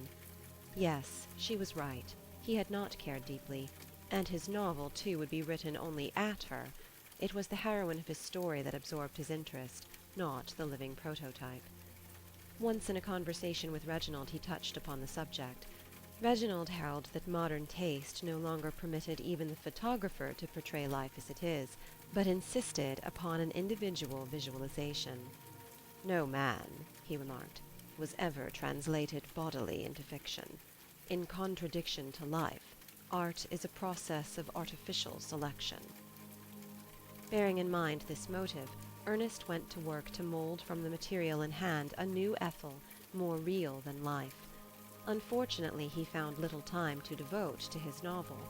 It was only when, after a good day's work, a pile of copy for a magazine lay on his desk, that he could think of concentrating his mind upon Leontina. The result was that when he went to bed, his imagination was busy with the plan of his book, and the creatures of his own brain laid their fingers on his eyelid so that he could not sleep. When at last sheer weariness overcame him, his mind was still at work, not in orderly sequence, but along trails monstrous and grotesque. Hobgoblins seemed to steal through the hall, and leering incubi oppressed his soul with terrible burdens. In the morning he awoke unrested. The tan vanished from his face, and little lines appeared in the corners of his mouth. It was as if his nervous vitality were sapped from him in some unaccountable way. He became excited, hysterical. Often at night, when he wrote his pot-boilers for the magazines, fear stood behind his seat, and only the buzzing of the elevator outside brought him back to himself. In one of his morbid moods he wrote a sonnet which he showed to Reginald after the latter's returned from a short trip out of town. Reginald read it, looking at the boy with a curious, lurking expression. O gentle sleep, turn not thy face away, but place thy finger on my brow, and take all burdens from me, and all dreams that ache. Upon mine eyes a cooling balsam lay, seeing I am aweary of the day. But lo, thy lips are ashen, and they quake. What spectral vision sees thou that can shake thy sweet composure, and thy heart dismay? Perhaps some murderer's cruel eye a gleam is fixed upon me, or some monstrous dream might bring such fearful guilt upon the head of my unvigilant soul as would arouse the Borgian snake from her envenomed bed, or startle Nero in his golden house. Good stuff, Reginald remarked, laying down the manuscript. When did you write it? The night when you were out of town, Ernest rejoined. I see, Reginald replied. There was something startling in his intonation that at once aroused Ernest's attention. What do you see? He asked quickly. Nothing, Reginald replied, with immovable calm. Only that your state of nerves is still far from satisfactory. Chapter 18. After Ernest's departure, Ethel Brandenburg's heart was swaying hither and thither in a hurricane of conflicting feelings. Before she had time to gain an emotional equilibrium, his letter had hurled her back into chaos. A false ring somewhere in Ernest's words, re-echoing with an ever-increasing volume of sound, stifled the voice of love. His jeweled sentences glittered, but left her cold. They lacked that spontaneity which renders even simple and hackneyed phrases wonderful and unique. Ethel clearly realized that her hold upon the boy's imagination had been a fleeting midsummer night's charm, and that a word from Reginald's lips had broken the potency of her spell. She almost saw the shadow of Reginald's visage hovering over Ernest's letter and leering at her from between the lines in sinister triumph.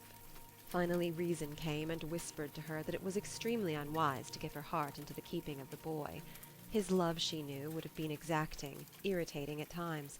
He would have asked her to sympathize with every phase of his life, and would have expected active interest on her part in much that she had done with long ago. Thus untruth would have stolen into her life and embittered it. When mates are unequal, love must paint its cheeks, and in certain moods at least hide its face under a mask. Its lips may be honeyed, but it brings fret and sorrow in its train. These things she told herself over and over again while she penned a cool and calculating answer to Ernest's letter.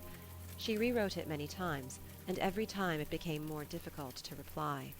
At last she put her letter aside for a few days, and when it fell again into her hand it seemed so unnatural and strained that she destroyed it. Thus several weeks had passed, and Ernest no longer exclusively occupied her mind, when one day in early September, while glancing over a magazine, she came upon his name in the table of contents. Once more she saw the boy's wistful face before her, and a trembling something stirred in her heart. Her hand shook as she cut the pages, and a mist of tears clouded her vision as she attempted to read his poem. It was a piece of sombre brilliance. Like black-draped monks half crazed with mystic devotion, the poet's thoughts flitted across the page. It was the wail of a soul that feels reason slipping from it, and beholds madness rise over its life like a great pale moon. A strange unrest emanated from it and took possession of her. And again, with an insight that was prophetic, she distinctly recognized behind the vague fear that had haunted the poet the figure of Reginald Clark. A half-forgotten dream, struggling to consciousness, staggered her by its vividness. She saw Clark as she had seen him in days gone by, grotesquely transformed into a slimy sea-thing, whose hungry mouths shut sucking upon her, and whose thousand tentacles encircled her form. She closed her eyes in horror at the reminiscence. And in that moment it became clear to her that she must take into her hands the salvation of Ernest Fielding from the clutches of the malign power that had mysteriously enveloped his life. Chapter 19. The summer was brief, and already by the middle of September many had returned to the pleasures of urban life. Ethel was among the first comers, for after her resolve to enter the life of the young poet once more, it would have been impossible for her to stay away from the city much longer. Her plan was all ready. Before attempting to see Ernest, she would go to meet Reginald and implore him to free the boy from his hideous spell. An element of curiosity unconsciously entered her determination. When, years ago, she and Clark had parted, the man had seemed, for once, greatly disturbed, and had promised, in his agitation, that some day he would communicate to her what would exonerate him in her eyes. She had answered that all words between them were purposeless, and that she hoped never to see his face again. The experience that the years had brought to her, instead of elucidating the mystery of Reginald's personality, had, on the contrary, made his behavior appear more and more unaccountable. She had more than once caught herself wishing to meet him again, and to analyze dispassionately the puzzling influences he had exerted upon her. And she could at last view him dispassionately. There was triumph in that. She was dimly aware that something had passed from her, something by which he had held her, and without which his magnetism was unable to play upon her. So when Walcom sent her an invitation to one of his artistic at-homes, she accepted, in the hope of meeting Reginald. It was his frequentation of Walcom's house that had for several years effectively barred her foot from crossing the threshold. It was with a very strange feeling that she greeted the many familiar faces at Walcom's now, and when, toward 10 o'clock, Reginald entered, politely bowing in answer to the welcome from all sides, her heart beat in her like a drum. But she calmed herself, and catching his eye, so arranged it that early in the evening they met in an alcove of the drawing-room. "It was inevitable," Reginald said. "I expected it." "Yes," she replied. "We were bound to meet." Like a great rush of water, memory came back to her. He was still horribly fascinating as of old, only she was no longer susceptible to his fascination. He had changed somewhat in those years. The lines about his mouth had grown harder, and a steel-like look had come into his eyes. Only for a moment, as he looked at her, a flash of tenderness seemed to come back to them. Then he said, with a touch of sadness, "Why should the first word between us be a lie?" Ethel made no answer. Reginald looked at her half in wonder, and said, "And is your love for the boy so great that it overcame your hate of me?" Ah, he knew. She winced. "He has told you?" "Not a word." There was something superhuman in his power of penetration. Why should she wear a mask before him, when his eyes, like the eyes of God, pierced to the core of her being? "No," she replied. "It is not love, but compassion for him." "Compassion?" "Yes, compassion for your victim." "You mean—" "Reginald." "I am all ear." "I implore you." "Speak." "You have ruined one life." He raised his eyebrows derogatively. "Yes," she continued fiercely, "ruined it. Is not that enough?" "I have never willfully ruined anyone's life." "You have ruined mine." "Willfully?" "How else shall I explain your conduct?" "I warned you." "Warning indeed. The warning that the snake gives to the sparrow helpless under its gaze." "Ah, but who tells you that the snake is to blame? Is it not rather the occult power that prescribes with blood on brazen scroll the law of our being?" "This is no solace to the sparrow. But whatever may be said, let us drop the past. Let us consider the present. I beg of you, leave this boy. Let him develop without your attempting to stifle the life in him or impressing upon it the stamp of your alien mind." "Ethel," he protested, "you are unjust. If you knew—" Then an idea seemed to take hold of him. He looked at her curiously. "What if I knew?" she asked. "You shall know," he said simply. "Are you strong?" "Strong to withstand anything at your hand. There is nothing that you can give me, nothing that you can take away." "No," he remarked, "nothing. Yes, you have changed. Still, when I look upon you, the ghosts of the past seem to rise like live things." "We both have changed. We now meet upon equal grounds.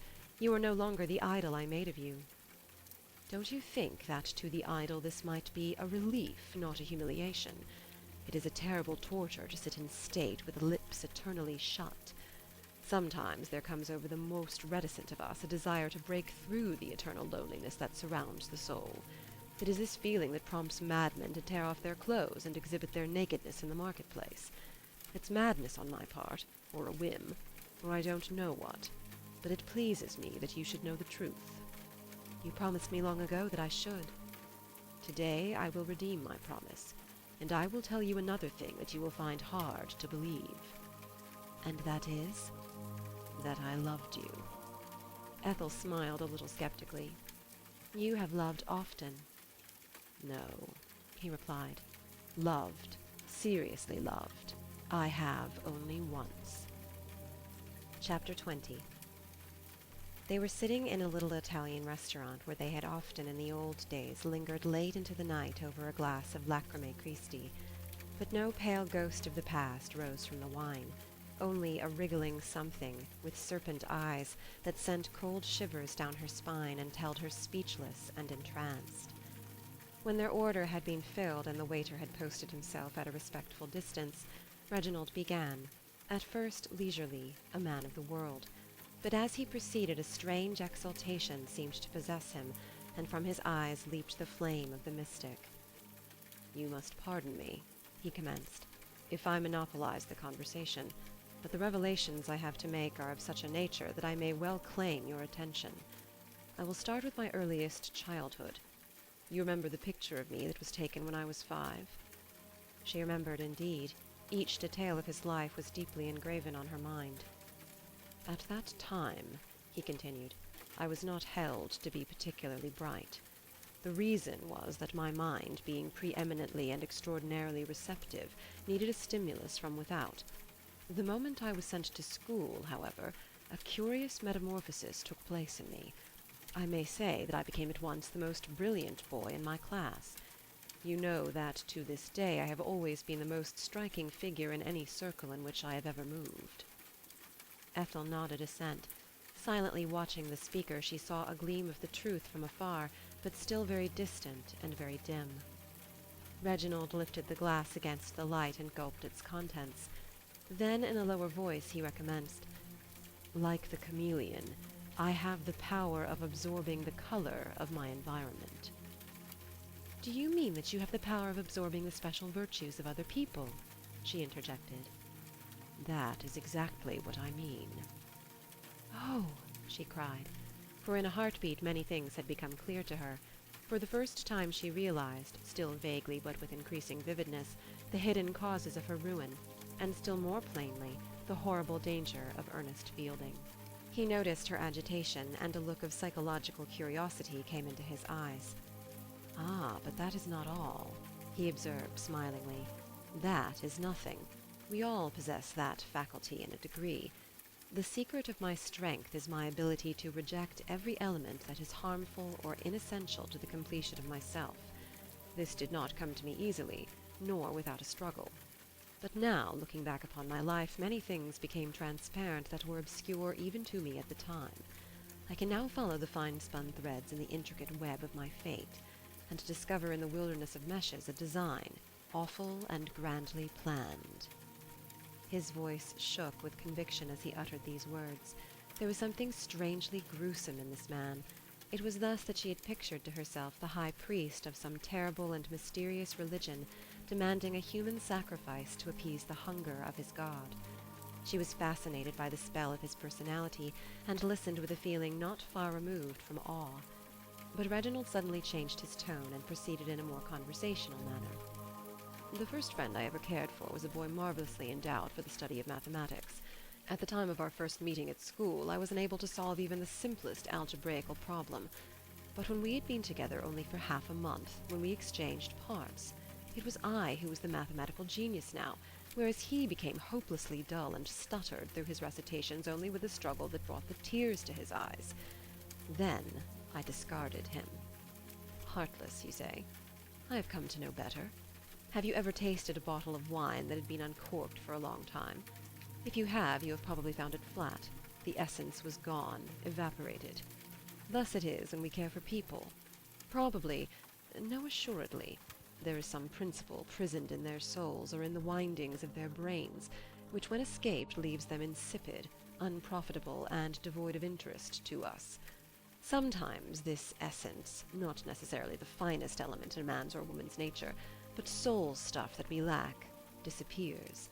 In fact, it invariably disappears. It may be that it has been transformed in the process of their growth. It may also be that it has utterly vanished by some inadvertence, or that we ourselves have absorbed it." "Then we throw them away?" Ethel asked, pale but dry-eyed. A shudder passed through her body, and she clinched her glass nervously. At that moment Reginald resembled a veritable prince of darkness, sinister and beautiful, painted by the hand of a modern master. Then for a space he again became the man of the world.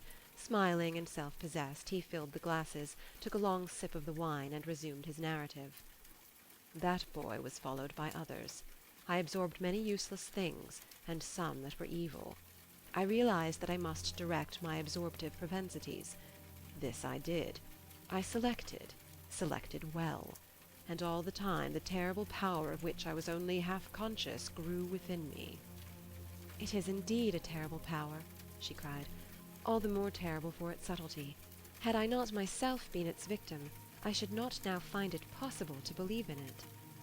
"The invisible hand that smites in the dark is certainly more fearful than a visible foe. It is also more merciful.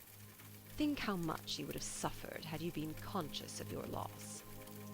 "Still, it seems even now to me that it cannot have been an utter, irreparable loss.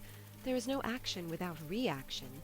Even we must have received from you some compensation for what you have taken away."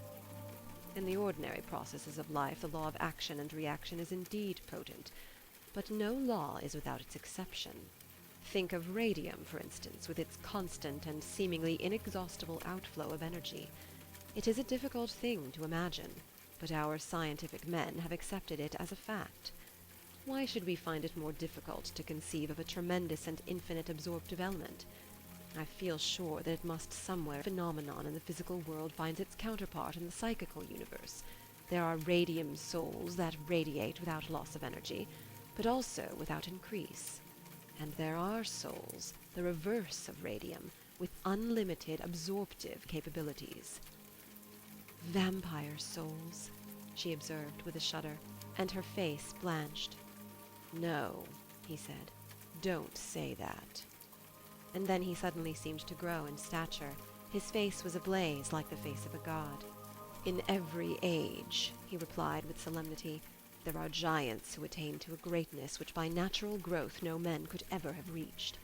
But in their youth a vision came to them, which they set out to seek.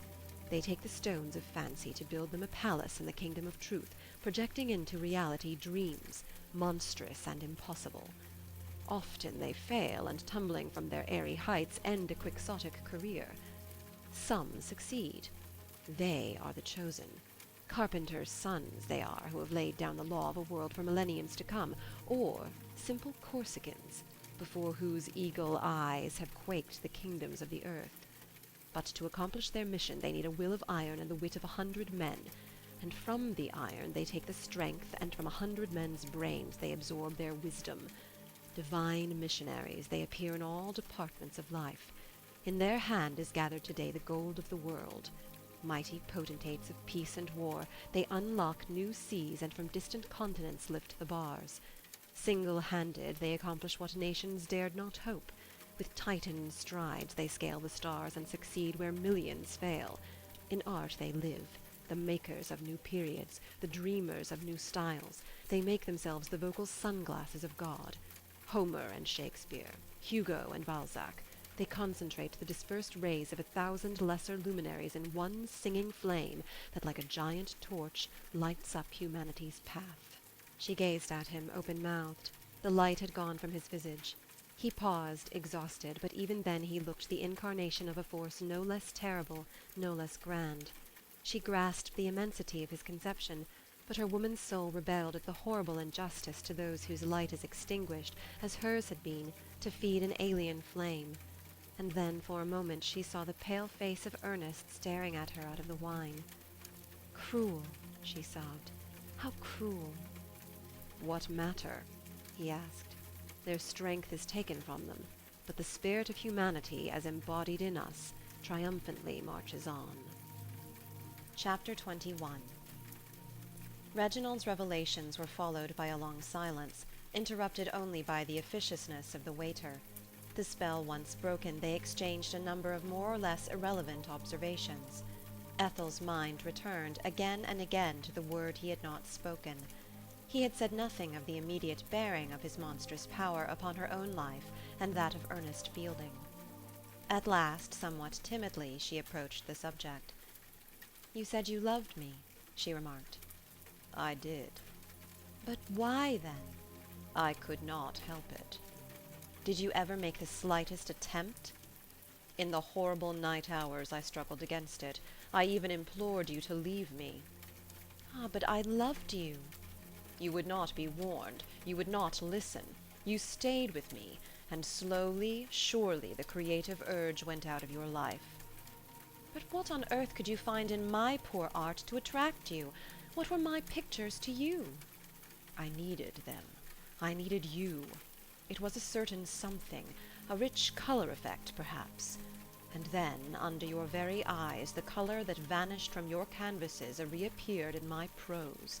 My style became more luxurious than it had been, while you tortured your soul in the vain attempt of calling back to your brush what was irretrievably lost." "Why did you not tell me?" "You would have laughed in my face, and I could not have endured your laugh. Besides, I always hoped, until it was too late, that I might yet check the mysterious power within me. Soon, however, I became aware that it was beyond my control. The unknown God whose instrument I am had wisely made it stronger than me." "But why," retorted Ethel, "was it necessary to discard me like a cast-off garment, like a wanton who has lost the power to please?" Her frame shook with the remembered emotion of that moment, when years ago he had politely told her that she was nothing to him. "The law of being," Reginald replied, almost sadly. "The law of my being. I should have pitied you, but the eternal reproach of your suffering only provoked my anger. I cared less for you every day, and when I had absorbed all of you that my growth required, you were to me as one dead, as a stranger you were. There was between us no further community of interest. Henceforth, I knew, our lives must move in totally different spheres. You remember that day when we said good-bye?" "You mean that day when I lay before you on my knees," she corrected him. "The day I buried my last dream of personal happiness. I would have gladly raised you from the floor, but love was utterly gone. If I am tenderer today than I am wont to be, it is because you mean so much to me as the symbol of my renunciation. When I realized that I could not even save the thing I loved from myself, I became hardened and cruel to others. Not that I know no kindly feeling, but no qualms of conscience lay their prostrate forms across my path. There is nothing in life for me but my mission." His face was bathed in ecstasy. The pupils were luminous, large, and threatening. He had the look of a madman or a prophet. After a while Ethel remarked, "But you have grown into one of the master figures of the age. Why not be content with that? Is there no limit to your ambition?" Reginald smiled. Ambition? Shakespeare stopped when he had reached his full growth, when he had exhausted the capacities of his contemporaries. I am not yet ready to lay down my pen and rest. "And will you always continue in this criminal course, a murderer of other lives?" He looked her calmly in the face. "I do not know." "Are you the slave of your unknown god?" "We are all slaves, wire-pulled marionettes. You, Ernest, I. There is no freedom on the face of the earth nor above.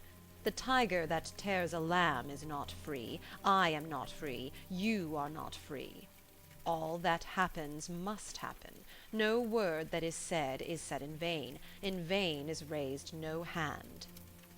"Then," Ethel retorted eagerly, "if I attempted to wrest your victim from you, I should also be the tool of your god?" "Assuredly. But I am his chosen." Can you not set him free?" "I need him. A little longer. Then he is yours." "But can you not, if I beg you again on my knees, at least loosen his chains before he is utterly ruined?" "It is beyond my power. If I could not rescue you, whom I loved, what in heaven or on earth can save him from his fate? Besides, he will not be utterly ruined. It is only a part of him that I absorb. In his soul are chords that I have not touched. They may vibrate one day when he has gathered new strength. You, too, would have spared yourself much pain had you striven to attain success in different fields, not where I had garnered the harvest of a lifetime. It is only a portion of his talent that I take from him. The rest I cannot harm. Why should he bury that remainder?" His eyes strayed through the window to the firmament, as if to say that words could no more bend his indomitable will than alter the changeless course of the stars. Ethel had half forgotten the wrong she had herself suffered at his hands. He could not be measured by ordinary standards, this dazzling madman, whose diseased willpower had assumed such uncanny proportions.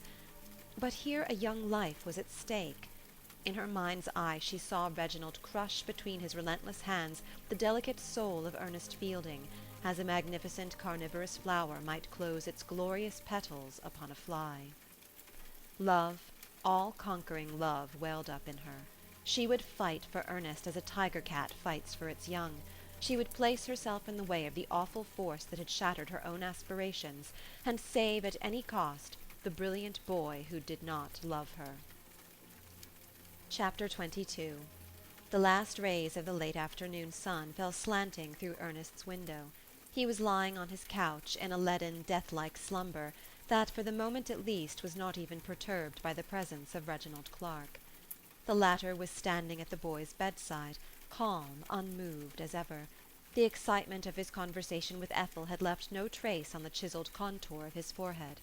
Smilingly fastening an orchid of an indefinable purple tint in his evening coat, radiant, buoyant with life, he looked down upon the sleeper. Then he passed his hand over Ernest's forehead, as if to wipe off beads of sweat. At the touch of his hand the boy stirred uneasily. When it was not withdrawn, his countenance twitched in pain. He moaned as men moan under the influence of some anesthetic, without possessing the power to break through the narrow partition that separates them from death on the one side and from consciousness on the other. At last a sigh struggled to his seemingly paralyzed lips, then another. Finally the babbling became articulate. "For God's sake," he cried in his sleep, "take that hand away." And all at once the benignant smile on Reginald's features was changed to a look of savage fierceness. He no longer resembled the man of culture, but a disappointed, snarling beast of prey. He took his hand from Ernest's forehead, and retired cautiously through the half-open door. Hardly had he disappeared when Ernest woke. For a moment he looked around, like a hunted animal, then sighed with relief and buried his head in his hand. At that moment a knock at the door was heard, and Reginald re-entered, calm as before. "I declare," he exclaimed, "you have certainly been sleeping the sleep of the just." "It isn't laziness," Ernest replied, looking up rather pleased at the interruption, "but I've a splitting headache." "Perhaps those naps are not good for your health." "Probably. But of late I have frequently found it necessary to exact from the day hours the sleep which the night refuses me. I suppose it is all due to indigestion, as you have suggested. The stomach is the source of all evil." "It is also the source of all good. The Greeks made it the seat of the soul.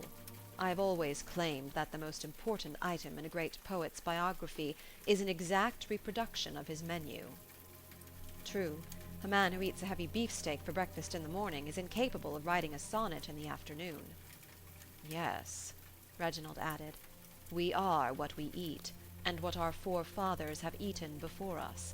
I ascribe the staleness of American poetry to the griddle cakes of our Puritan ancestors. I am sorry we cannot go deeper into the subject at present, but I have an invitation to dinner where I shall study, experimentally, the influence of French sauces on my versification." "Goodbye." "Au revoir." And with a wave of the hand Reginald left the room. When the door had closed behind him, Ernest's thoughts took a more serious turn. The tone of light bantering in which the preceding conversation had taken place had been assumed on his part. For the last few weeks evil dreams had tortured his sleep and cast their shadow upon his waking hours. They had ever increased in reality, in intensity, and in hideousness. Even now he could see the long tapering fingers that every night were groping in the windings of his brain. It was a well-formed, manicured hand that seemed to reach under his skull, carefully feeling its way through the myriad convolutions where thought resides. And oh, the agony of it all! A human mind is not a thing of stone, but alive, horribly alive to pain. What was it those fingers sought? What mysterious treasures, what jewels hidden in the underlayer of his consciousness? His brain was like a human gold mine, quaking under the blow of the pick and the tread of the miner. The miner. Ah, the miner! Ceaselessly, thoroughly, relentlessly, he opened vein after vein and wrested untold riches from the quivering ground. But each vein was a live vein, and each nugget of gold a thought. No wonder the boy was a nervous wreck. Whenever a tremulous, nascent idea was formulating itself, the dream hand clutched it and took it away, brutally severing the fine threads that bind thought to thought. And when the morning came, how his head ached! It was not an acute pain, but dull, heavy, incessant. These sensations, Ernest frequently told himself, were morbid fantasies. But then the monomaniac who imagines that his arms have been mangled or cut from his body might as well be without arms. Mind can annihilate obstacles. It can also create them. Psychology was no unfamiliar ground to Ernest, and it was not difficult for him to seek in some casual suggestion an explanation for his delusion, the fixed notion that haunted him day and night. But he also realized that to explain a phenomenon is not to explain it away. The man who analyzes his emotions cannot wholly escape them, and the shadow of fear, primal, inexplicable fear, may darken at moments of weakness the life of the subtlest psychologist and the cleverest thinker. He had never spoken to Reginald of his terrible nightmares. Coming on the heel of the fancy that he, Ernest, had written The Princess with the Yellow Veil, a fancy, by the way, had again possessed him of late, This new delusion would certainly arouse suspicion as to his sanity in Reginald's mind. He would probably send him to a sanitarium. He certainly would not keep him in the house. Beneficence itself in all other things, his host was not to be trifled with in any matter that interfered with his work. He would act swiftly and without mercy. For the first time in many days Ernest thought of Abel Felton. Poor boy! What had become of him after he had been turned from the house? He would not wait for anyone to tell him to pack his bundle. But then that was impossible. Reginald was fond of him. Suddenly Ernest's meditations were interrupted by a noise at the outer door. A key was turned in the lock. It must be he, but why so soon? What could have brought him back at this hour? He opened the door and went out into the hall to see what had happened. The figure that he beheld was certainly not the person he expected, but a woman, from whose shoulders a theatre cloak fell in graceful folds, probably a visitor for Reginald. Ernest was about to withdraw discreetly, when the electric light that was burning in the hallway fell upon her face and illumined it. Then, indeed, surprise overcame him. "Ethel," he cried, "is it you?" Chapter 23. Ernest conducted Ethel Brandenburg to his room and helped her to remove her cloak. While he was placing the garment upon the back of a chair, she slipped a little key into her handbag. He looked at her with a question in his eyes. "Yes," she replied, "I kept the key, but I had not dreamed that I would ever again cross this threshold." Meanwhile it had grown quite dark. The reflection of the street lanterns without dimly lit the room, and through the twilight fantastic shadows seemed to dance. The perfume of her hair pervaded the room and filled the boy's heart with romance. Tenderness long suppressed called with 1,000 voices. The hour, the strangeness and unexpectedness of her visit, perhaps even a boy's pardonable vanity, roused passion from its slumbers, and once again wrought in Ernest's soul the miracle of love. His arm encircled her neck, and his lips stammered blind, sweet, crazy, and caressing things. "Turn on the light," she pleaded. "You are not always so cruel." "No matter. I have not come to speak of love." "Why then have you come?" Ernest felt a little awkward, disappointed as he uttered these words. What could have induced her to come to his rooms? He loosened his hold on her and did as she asked. How pale she looked in the light! How beautiful! Surely she had sorrowed for him, but why had she not answered his letter? Yes, why? "Your letter?" She smiled a little sadly. "Surely you did not expect me to answer that." "Why not?" He had again approached her, and his lips were close to hers. "Why not? I have yearned for you. I love you." His breath intoxicated her. It was like a subtle perfume. Still she did not yield. "You love me now. You did not love me then. The music of your words was cold, machine-made, strained, and superficial. I shall not answer, I told myself.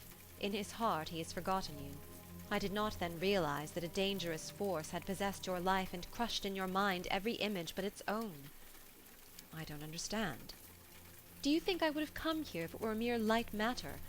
No, I tell you it is a matter of life and death to you, at least as an artist." "What do you mean by that?" "Have you done a stroke of work since I last saw you?" "Yes. Let me see. Surely, magazine articles and a poem." "That is not what I want to know. Have you accomplished anything big? Have you grown since this summer? How about your novel?" I've almost finished it in my mind, but I have found no chance to begin with the actual writing. I was sick of late, very sick." No doubt of it. His face was pinched and pale, and the lines about the mouth were curiously contorted, like those of a man suffering from a painful internal disease. "Tell me," she ventured, "do you ever miss anything?"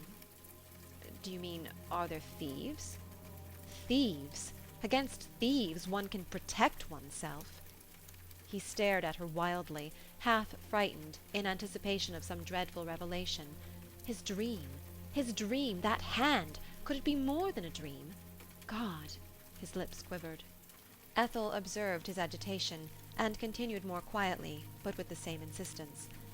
"Have you ever had ideas, plans that you began without having strength to complete them? Have you had glimpses of vocal visions that seemed to vanish no sooner than seen?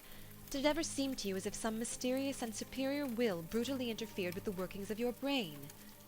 Did it seem so to him? He himself could not have stated more plainly the experience of the last few months.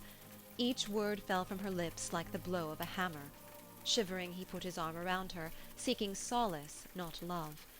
This time she did not repulse him, and trustingly, as a child confides to his mother, he depicted to her the suffering that harrowed his life and made it a hell. As she listened, indignation clouded her forehead, while rising tears of anger and of love weighed down her lashes. She could bear the pitiful sight no longer. "Child," she cried, "do you know who your tormentor is?" And like a flash the truth passed from her to him. A sudden intimation told him what her words had still concealed. "Don't, for Christ's sake, do not pronounce his name," he sobbed. "Do not breathe it. I could not endure it. I should go mad." Chapter 24. Very quietly, with difficulty restraining her own emotion so as not to excite him further, Ethel had related to Ernest the story of her remarkable interview with Reginald Clark. In the long silence that ensued, the wings of his soul brushed against hers for the first time, and love by 1,000 tender chains of common suffering welded their beings into one. Caressingly the ivory of her fingers passed through the gold of his hair and over his brow, as if to banish the demon eyes that stared at him across the hideous spaces of the past. In a rush 1,000 incidents came back to him, mute witnesses of a damning truth. His play, the dreams that tormented him, his own inability to concentrate his mind upon his novel, which hitherto he had ascribed to nervous disease, all piling fact on fact, became one monstrous monument of Reginald Clark's crime. At last Ernest understood the parting words of Abel Felton, and the look in Ethel's eye on the night when he had first linked his faith with the other man's. Walkham's experience, too, and Reginald's remarks on the busts of Shakespeare and Balzac, unmistakably pointed toward the new and horrible spectre that Ethel's revelation had raised in place of his host. And then, again, the other Reginald appeared, crowned with the lyric wreath. From his lips golden cadences fell, sweeter than the smell of many flowers or the sound of a silver bell.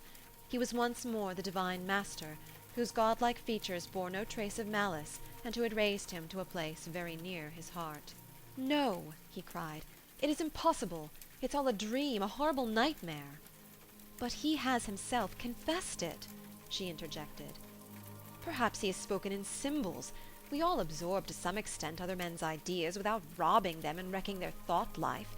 Reginald may be unscrupulous in the use of his power of impressing upon others the stamp of his master mind. So was Shakespeare. No, no, no. You are mistaken. We were both deluded for the moment by his picturesque account of a common, not even a discreditable fact. He may himself have played with the idea, but surely he cannot have been serious." "And your own experience, and Abel Felton's and mine, can they too be dismissed with a shrug of the shoulder?" "But come to think of it, the whole theory seems absurd. It is unscientific. It is not even a case of mesmerism. If he had said that he hypnotized his victims, the matter would assume a totally different aspect. I admit that something is wrong somewhere, and that the home of Reginald Clark is no healthful abode for me. But you must also remember that probably we are both unstrung to the point of hysteria." But to Ethel his words carried no conviction. "You are still under his spell," she cried anxiously. A little shaken in his confidence, Ernest resumed, "Reginald is utterly incapable of such an action, even granting that he possessed the terrible power of which you speak. A man of his splendid resources, a literary Midas at whose touch every word turns into gold, is under no necessity to prey on the thoughts of others. Circumstances, I admit, are suspicious, but in the light of common day this fanciful theory shrivels into nothing. Any court of law would reject our evidence as madness. It is too utterly fantastic, utterly alien to any human experience." "Is it, though?" Ethel replied with peculiar intonation. "Why, what do you mean?"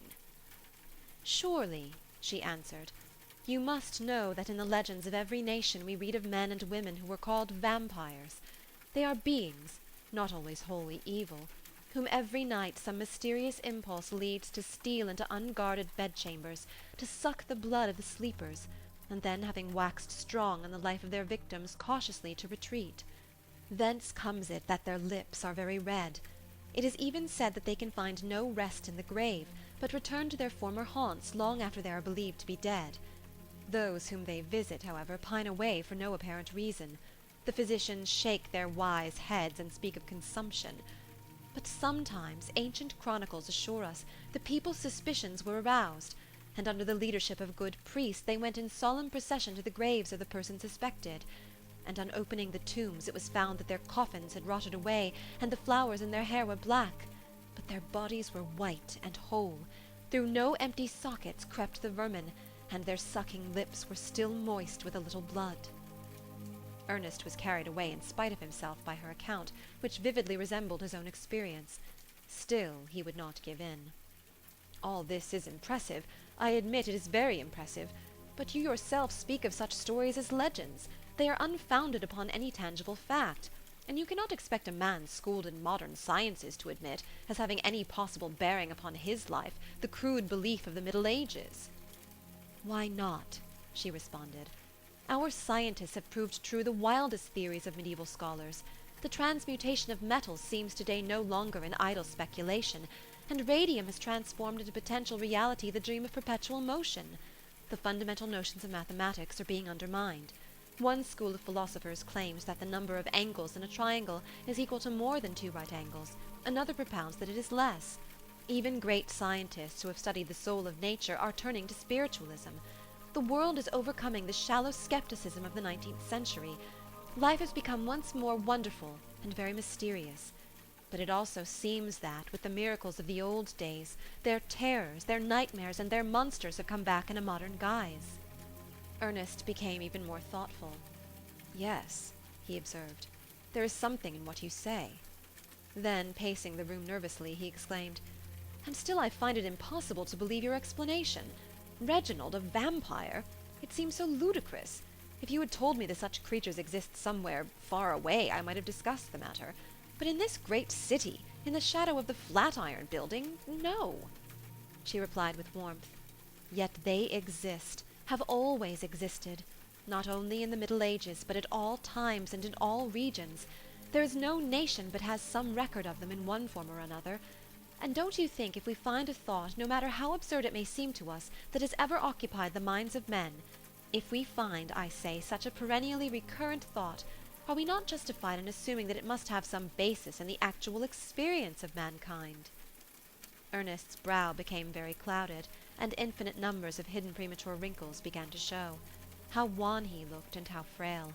He was as one lost in a labyrinth in which he saw no light, convinced against his will, or rather against his scientific conviction, that she was not wholly mistaken. "Still," he observed triumphantly, "your vampires suck blood. But Reginald, if vampire he be, preys upon the soul. How can a man suck from another man's brain a thing as intangible, as quintessential as thought?" "Ah," she replied, "you forget. Thought is more real than blood." Chapter 25. Only 3 hours had passed since Ethel had startled Ernest from his somber reveries, but within this brief space their love had matured as if each hour had been a year. The pallor had vanished from his cheeks, and the restiveness from his eyes. The intoxication of her presence had rekindled the light of his countenance, and given him strength to combat the mighty forces embodied in Reginald Clark. The child in him had made room for the man. He would not hear of surrendering without a struggle, and Ethel felt sure she might leave his fate in his own hand. Love had lent him a coat of mail. He was warned and would not succumb. Still, she made one more attempt to persuade him to leave the house at once with her. "I must go now," she said. "Will you not come with me after all? I am so afraid to think of you still here." "No, dear," he replied. "I shall not desert my post. I must solve the riddle of this man's life, and if indeed he is the thing he seems to be, I shall attempt to wrest from him what he has stolen from me. I speak of my unwritten novel." "Do not attempt to oppose him openly. You cannot resist him." "Be assured that I shall be on my guard. I have in the last few hours lived through so much that makes life worth living that I would not wantonly expose myself to any danger. Still, I cannot go without certainty, cannot, if there is some truth in our fears, leave the best of me behind." "What are you planning to do?" "My play, I am sure now that it is mine, I cannot take from him. That is irretrievably lost. He has read it to his circle and prepared for its publication. And no matter how firmly convinced you or I may be of his strange power, no one would believe our testimony. They would pronounce us mad. Perhaps we are mad." "No, we are not mad, but it is mad for you to stay here," she asserted. "I shall not stay here 1 minute longer than is absolutely essential. Within a week I shall have conclusive proof of his guilt or innocence." "How will you go about it?" "His writing table." "Ah. Yes, perhaps I can discover some note, some indication, some proof. It's a dangerous game. I have everything to gain." "I wish I could stay here with you," she said. "Have you no friend, no one whom you could trust in this delicate matter?" "Why, yes, Jack." A shadow passed over her face. "Do you know," she said, "I have a feeling that you care more for him than for me." "Nonsense," he said. "He is my friend. You immeasurably more." "Are you still as intimate with him as when I first met you?" "Not quite. Of late, a troubling something like a thin veil seems to have passed between us. But he will come when I call him. He will not fail me in my hour of need." "When can he be here?" "In 2 or 3 days." "Meanwhile, be very careful. Above all, lock your door at night." "I will not only lock, but barricade it. I shall try with all my power to elucidate this mystery without, however, exposing myself to needless risks." "I will go, then. Kiss me good-bye." "May I not take you to the car?" "You had better not." At the door she turned back once more. "Write me every day, or call me up on the telephone." He straightened himself, as if to convince her of his strength. Yet when at last the door had closed behind her, his courage forsook him for a moment. And if he had not been ashamed to appear a weakling before the woman he loved, who knows if any power on earth could have kept him in that house where from every corner a secret seemed to lurk? There was a misgiving, too, in the woman's heart as she left the boy behind, a prey to the occult power that, seeking expression in multiple activities, has made and unmade emperors, prophets, and poets. As she stepped into a streetcar, she saw from afar, as in a vision, the face of Reginald Clark. It seemed very white and hungry. There was no human kindness in it, only a threat and a sneer. Chapter 26. For over an hour Ernest paced up and down his room, wildly excited by Ethel's revelations. It required an immense amount of self-control for him to pen the following lines to Jack. "I need you. Come." After he had entrusted the letter to the hall boy, a reaction set in, and he was able to consider the matter, if not with equanimity, at least with a degree of calmness. The strangest thing to him was that he could not bring himself to hate Reginald, of whose evil influence upon his life he was now firmly convinced. Here was another shattered idol, but one, like the fragment of a great god-face in the desert, intensely fascinating, even in its ruin. Then, yielding to a natural impulse, Ernest looked over his photographs, and at once laid hold upon the austere image of his master and friend. No, it was preposterous. There was no evil in this man. There was no trace of malice in this face, the face of a prophet or an inspired madman, a poet. And yet, as he scrutinized the picture closely, a curious transformation seemed to take place in the features. A sly little line appeared insinuatingly about Reginald's well-formed mouth, and the serene calm of his Jupiter head seemed to turn into the sneak smile of a thief.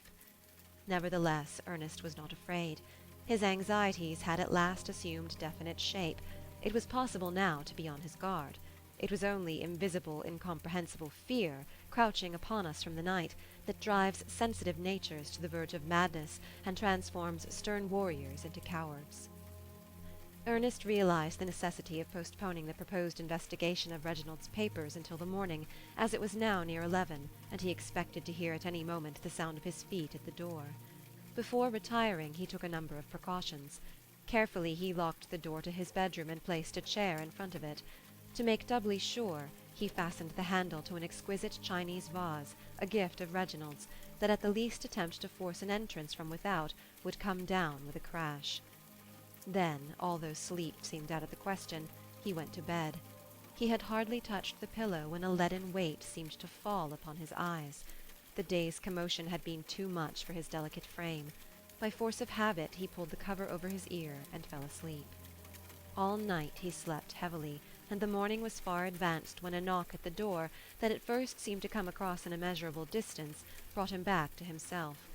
It was Reginald's manservant announcing that breakfast was waiting. Ernest got up and rubbed his eyes. The barricade at the door at once brought back to his mind with startling clearness the events of the previous evening. Everything was as he had left it. Evidently no one had attempted to enter the room while he slept. He could not help smiling at the arrangement which reminded him of his childhood, when he had sought by similar means security from burglars and bogies. And in the broad daylight Ethel's tales of vampires seemed once more impossible and absurd. Still, he had abundant evidence of Reginald's strange influence, and was determined to know the truth before nightfall. Her words, that thought is more real than blood, kept ringing in his ears. If such was the case, he would find evidence of Reginald's intellectual burglaries, and possibly be able to regain a part of his lost self that had been snatched from him by the relentless dream hand. But under no circumstances could he face Reginald in his present state of mind. He was convinced that if, in the fleeting vision of a moment, the other man's true nature should reveal itself to him, he would be so terribly afraid as to shriek like a maniac. So he dressed particularly slowly, in the hope of avoiding an encounter with his host. But fate thwarted his hope. Reginald, too, lingered that morning unusually long over his coffee. He was just taking his last sip when Ernest entered the room. His behavior was of an almost bourgeois kindness.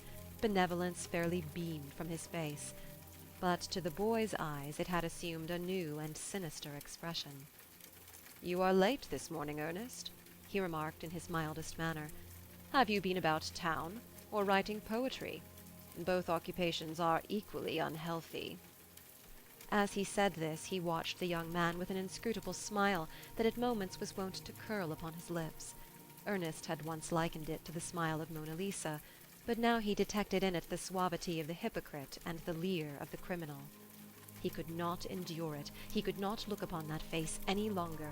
His feet almost gave way under him, cold sweat gathered on his brow, and he sank on a chair trembling and studiously avoiding the other man's gaze. At last Reginald rose to go. It seemed impossible to accuse this splendid impersonation of vigorous manhood of cunning and underhand methods, of plagiarisms and theft. As he stood there, he resembled more than anything a beautiful tiger-cat, a wonderful thing of strength and will-power, indomitable and insatiate.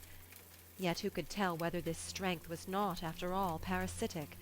If Ethel's suspicions were justified, then, indeed, more had been taken from him than he could ever realize. For in that case it was his life-blood that circled in those veins, and the fire of his intellect that set those lips aflame. Chapter 27. Reginald Clark had hardly left the room when Ernest hastily rose from his seat. While it was likely that he would remain in undisturbed possession of the apartment the whole morning, the stake at hand was too great to permit of delay. Palpitating and a little uncertain, he entered the studio, where, scarcely a year ago, Reginald Clark had bidden him welcome. Nothing had changed there since then. Only in Ernest's mind the room had assumed an aspect of evil.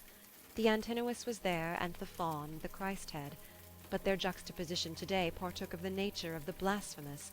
The statues of Shakespeare and Balzac seemed to frown from their pedestals as his fingers were running through Reginald's papers. He brushed against a semblance of Napoleon that was standing on the writing-table, so that it toppled over and made a noise that weirdly re-echoed in the silence of the room. At that moment a curious family resemblance between Shakespeare, Balzac, Napoleon, and Reginald forcefully impressed itself upon his mind. It was the indisputable something that marks those who were chosen to give ultimate expression to some gigantic world purpose. In Balzac's face it was diffused with kindliness, in that of Napoleon sheer brutality predominated. The image of one who was said to be the richest man of the world also rose before his eyes. Perhaps it was only the play of his fevered imagination, but he could have sworn that this man's features too bore the mark of those unoriginal, great absorptive minds, who for better or for worse are born to rob and rule. They seemed to him monsters that know neither justice nor pity, only the law of their being, the law of growth. Common weapons would not avail against such forces. Being one, they were stronger than armies, nor could they be overcome in single combat. Stealth, trickery, the outfit of the knave, were legitimate weapons in such a fight. In this case the end justified the means, even if the latter included burglary. After a brief and fruitless search of the desk, he attempted to force open a secret drawer, the presence of which he had one day accidentally discovered. He tried a number of keys to no account, and was thinking of giving up his researches for the day until he had procured a skeleton key, when at last the lock gave way. The drawer disclosed a large file of manuscript. Ernest paused for a moment to draw breath. The paper rustled under his nervous fingers. And there, at last, his eyes lit upon a bulky bundle that bore this legend: Leontina, a novel. It was true, then. All, his dream, Reginald's confession, and the house that had opened its doors so kindly to him was the house of a vampire. Finally, curiosity overcame his burning indignation. He attempted to read. The letters seemed to dance before his eyes. His hands trembled. At last he succeeded. The words that had first rolled over like drunken soldiers now marched before his vision in orderly sequence. He was delighted, then stunned. This was indeed authentic literature, there could be no doubt about it, and it was his. He was still a poet, a great poet. He drew a deep breath. Sudden joy trembled in his heart. This story set down by a foreign hand had grown chapter by chapter in his brain. There were some slight changes, slight deviations from the original plan. A defter hand than his had retouched it here and there, but for all that it remained his very own. It did not belong to that thief. The blood welled to his cheek as he uttered the word that, applied to Reginald, seemed almost sacrilegious. He had nearly reached the last chapter when he heard steps in the hallway. Hurriedly he restored the manuscript to its place, closed the drawer, and left the room on tiptoe. It was Reginald, but he did not come alone. Someone was speaking to him. The voice seemed familiar. Ernest could not make out what it said. He listened intently, and was it possible? Jack? Surely he could not yet have come in response to his note. What mysterious power, what dim presentiment of his friend's plight had led him thither? But why did he linger so long in Reginald's room instead of hastening to greet him? Cautiously he drew near. This time he caught Jack's words. "It would be convenient and pleasant. Still some way I feel that it is not right for me, of all men, to take his place here." "That need not concern you," Reginald deliberately replied. "The dear boy expressed the desire to leave me within a fortnight. I think he will go to some private sanitarium.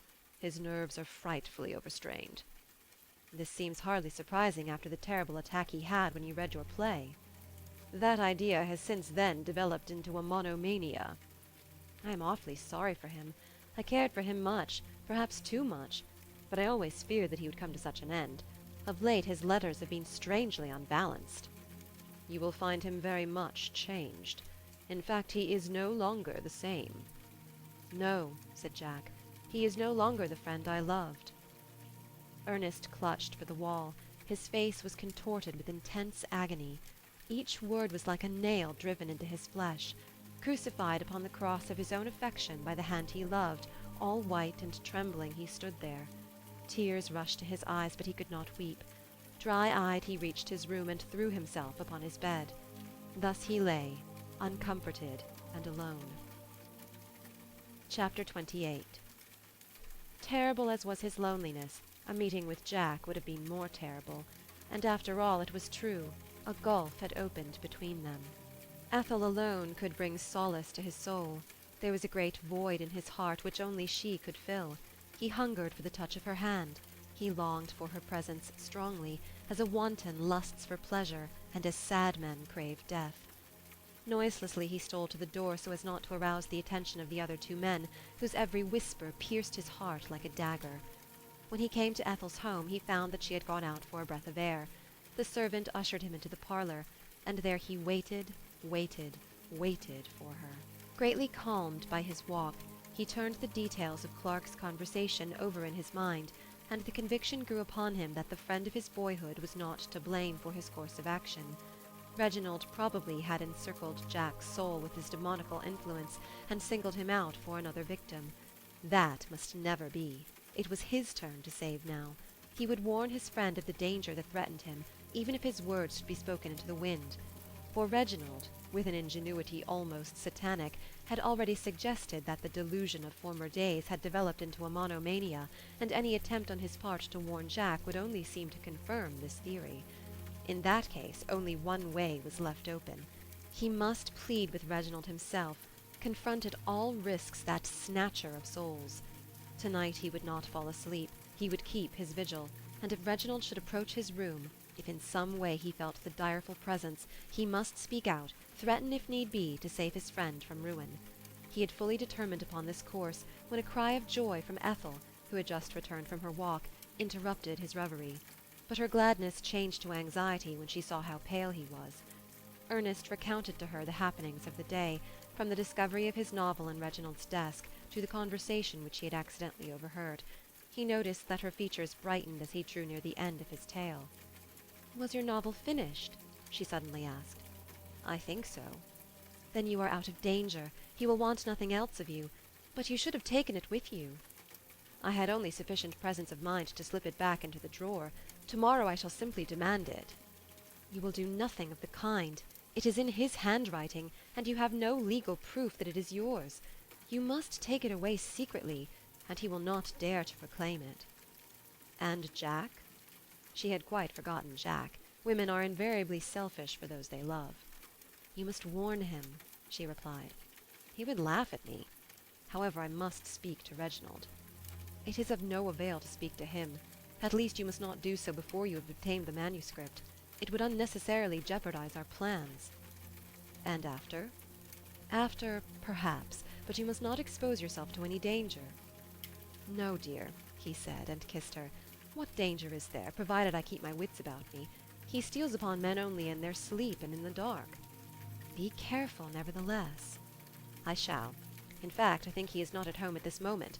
If I go now, I may be able to get hold of the manuscript and hide it before he returns." "I cannot but tremble to think of you in that house." "You shall have no more reason to tremble in a day or two." "Shall I see you tomorrow?" "I don't think so. I must go over my papers and things, so as to be ready at any moment to leave the house." "And then?" "Then?" He took her in his arms and looked long and deeply into her eyes. "Yes," she replied.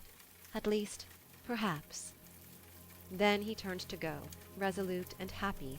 How strangely he had matured since the summer! Her heart swelled with the consciousness that it was her love that had effected this transformation. "As I cannot expect you tomorrow, I shall probably go to the opera, but I shall be home before midnight. Will you call me up then?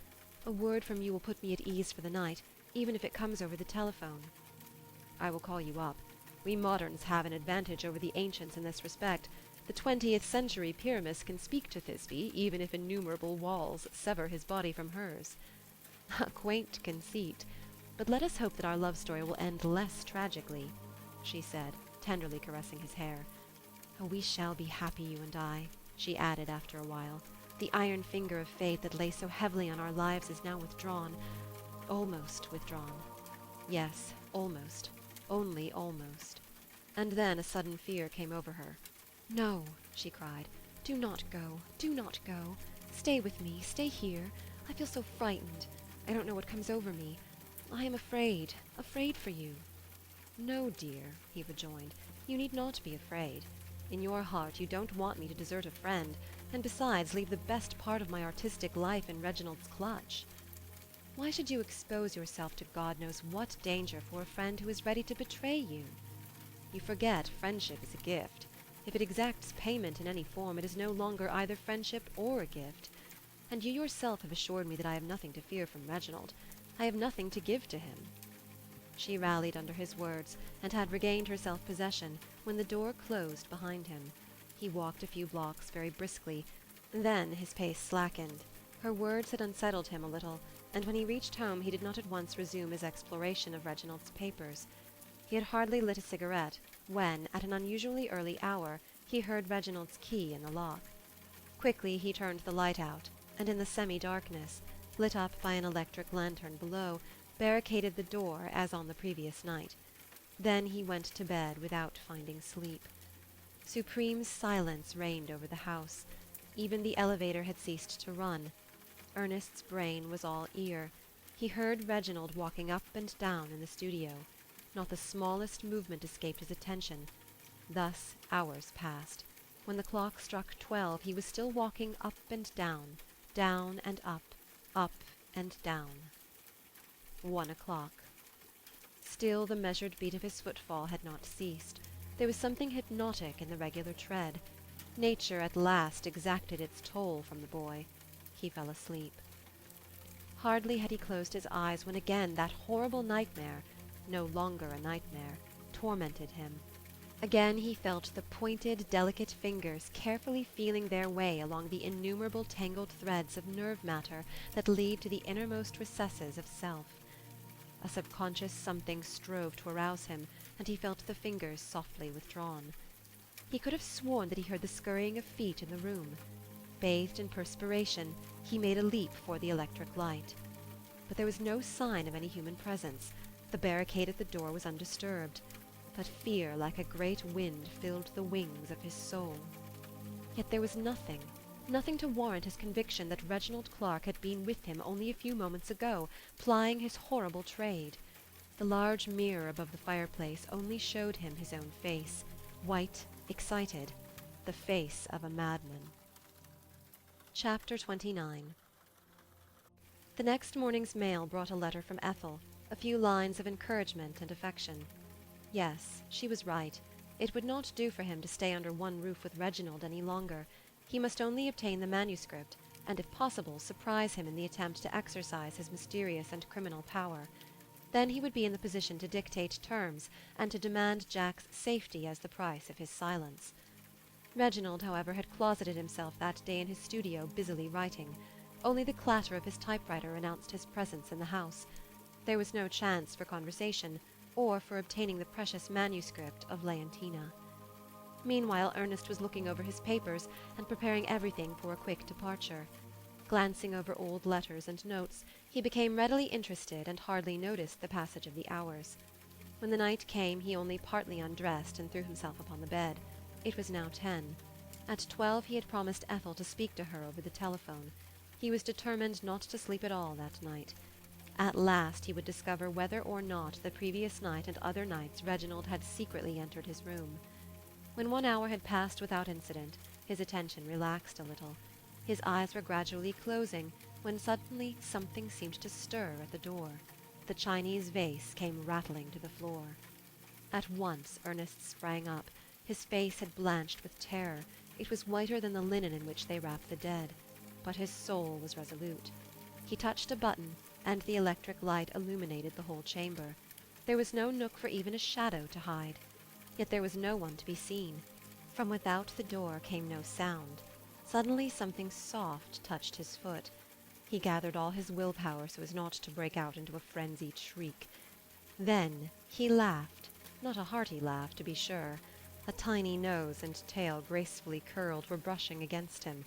The source of the disturbance was a little Maltese cat, his favorite, that by some chance had remained in his room. After its essay at midnight gymnastics, the animal quieted down and lay purring at the foot of his bed. The presence of a living thing was a certain comfort, and the reservoir of his strength was well nigh exhausted. He dimly remembered his promise to Ethel, but his lids drooped with sheer weariness. Perhaps an hour passed in this way, when suddenly his blood congealed with dread. He felt the presence of the hand of Reginald Clark unmistakably groping in his brain, as if searching for something that had still escaped him. He tried to move, to cry out, but his limbs were paralyzed. When by a superhuman effort he at last succeeded in shaking off the numbness that held him enchained, he awoke just in time to see a figure, that of a man, disappearing in the wall that separated Reginald's apartments from his room. This time it was no delusion of the senses. He heard something like a secret door softly closing behind retreating steps. A sudden fierce anger seized him. He was oblivious of the danger, of the terrible power of the older man, oblivious of the love he had once borne him, oblivious of everything save the sense of outraged humanity and outraged right. The law permits us to shoot a burglar who goes through our pockets at night. Must he tolerate the ravages of this 1,000 times more dastardly and dangerous spiritual thief? Was Reginald to enjoy the fruit of other men's labor unpunished? Was he to continue growing into the mightiest literary factor of the century by preying upon his betters? Abel, Walkham, Ethel, he, Jack, were they all to be victims of this insatiable monster? Was this force resistless as it was relentless? No. 1,000 times no. He dashed himself against the wall at the place where the shadow of Reginald Clark had disappeared. In doing so he touched upon a secret spring. The wall gave way noiselessly. Speechless with rage, he crossed the next room and the one adjoining it, and stood in Reginald's studio. The room was brilliantly lighted, and Reginald, still dressed, was seated at his writing table scribbling notes upon little scraps of paper in his accustomed manner. At Ernest's approach he looked up without evincing the least sign of terror or surprise. Calmly, almost majestically, he folded his arms over his breast, but there was a menacing glitter in his eyes as he confronted his victim. Chapter 30. Silently the two men faced each other. Then Ernest hissed, "Thief!" Reginald shrugged his shoulders. "Vampire. So Ethel has infected you with her absurd fancies. Poor boy. I am afraid. I've been wanting to tell you for some time, but I think we have reached the parting of our road." "And that you dare to tell me?" The more he raged, the calmer Reginald seemed to become. "Really," he said, "I fail to understand. I must ask you to leave my room." "You fail to understand? You cad!" Ernest cried. He stepped to the writing table and opened the secret drawer with a blow. A bundle of manuscripts fell on the floor with a strange rustling noise. Then, seizing his own story, he hurled it upon the table. And behold, the last pages bore corrections in ink that could have been made only a few minutes ago. Reginald smiled. "Have you come to play havoc with my manuscripts?" he remarked. "Your manuscripts? Reginald Clark, you are an impudent impostor. You have written no word that is your own. You are an embezzler of the mind, strutting through life in borrowed and stolen plumes." And at once the mask fell from Reginald's face. "Why stolen?" he coolly said, with a slight touch of irritation. "I absorb. I appropriate. That is the most any artist can say for himself. God creates, man molds. He gives us the colors, we mix them." "That is not the question. I charge you with having willfully and criminally interfered in my life. I charge you with having robbed me of what was mine. I charge you with being utterly vile and rapacious, a hypocrite and a parasite." "Foolish boy," Reginald rejoined austerely. "It is through me that the best in you shall survive, even as the obscure Elizabethans live in him of Avon. Shakespeare absorbed what was great in little men, a greatness that otherwise would have perished, and gave it a setting, a life. A thief may plead the same. I understand you better. It is your inordinate vanity that prompts you to abuse your monstrous power." "You err. Self-love has never entered into my actions. I am careless of personal fame. Look at me, boy. As I stand before you, I am Homer. I am Shakespeare. I am every cosmic manifestation in art. Men have doubted in each incarnation my individual existence. Historians have more to tell of the meanest Athenian scribble or Elizabethan poetaster than of me. The radiance of my work obscured my very self. I care not. I have a mission. I am the servant of the Lord. I am the vessel that bears the host." He stood up at full length, the personification of grandeur and power. A tremendous force trembled in his very fingertips. He was like a gigantic dynamo, charged with the might of 10,000 magnetic storms that shake the earth in its orbit and lash myriads of planets through infinities of space. Under ordinary circumstances, Ernest or any other man would have quailed before him. But the boy in that epic moment had grown out of his stature. He felt the sword of vengeance in his hands. To him was entrusted the cause of Abel and of Waucom, of Ethel and of Jack. His was the struggle of the individual soul against the same blind and cruel fate that in the past had fashioned the ichthyosaurus and the mastodon. "By what right," he cried, "do you assume that you are the literary Messiah? Who appointed you? What divine power has made you the steward of my might and of theirs whom you have robbed?" "I am a light-bearer. I tread the high hills of mankind. I point the way to the future. I light up the abysses of the past. Were not my stature gigantic, how could I hold the torch in all men's sight? The very souls that I tread underfoot realize, as their dying gaze follows me, the possibilities with which the future is big. Eternally secure, I carry the essence of what is cosmic, of what is divine. I am Homer, Goethe, Shakespeare. I am an embodiment of the same force of which Alexander, Caesar, Confucius, and the Christos were also embodiments. None so strong as to resist me." A sudden madness overcame Ernest at this boast. He must strike now or never. He must rid humanity of this dangerous maniac, this demon of strength. With a power 10 times intensified, he raised a heavy chair so as to hurl it at Reginald's head and crush it. Reginald stood there calmly, a smile upon his lips. Primal cruelties rose from the depth of his nature. Still he smiled, turning his luminous gaze upon the boy. And behold, Ernest's hand began to shake. The chair fell from his grasp. He tried to call for help, but no sound issued from his lips. Utterly paralyzed, he confronted the force. Minutes, eternities passed, and still those eyes were fixed upon him. But this was no longer Reginald. It was all brain, only brain, a tremendous brain machine, infinitely complex, infinitely strong.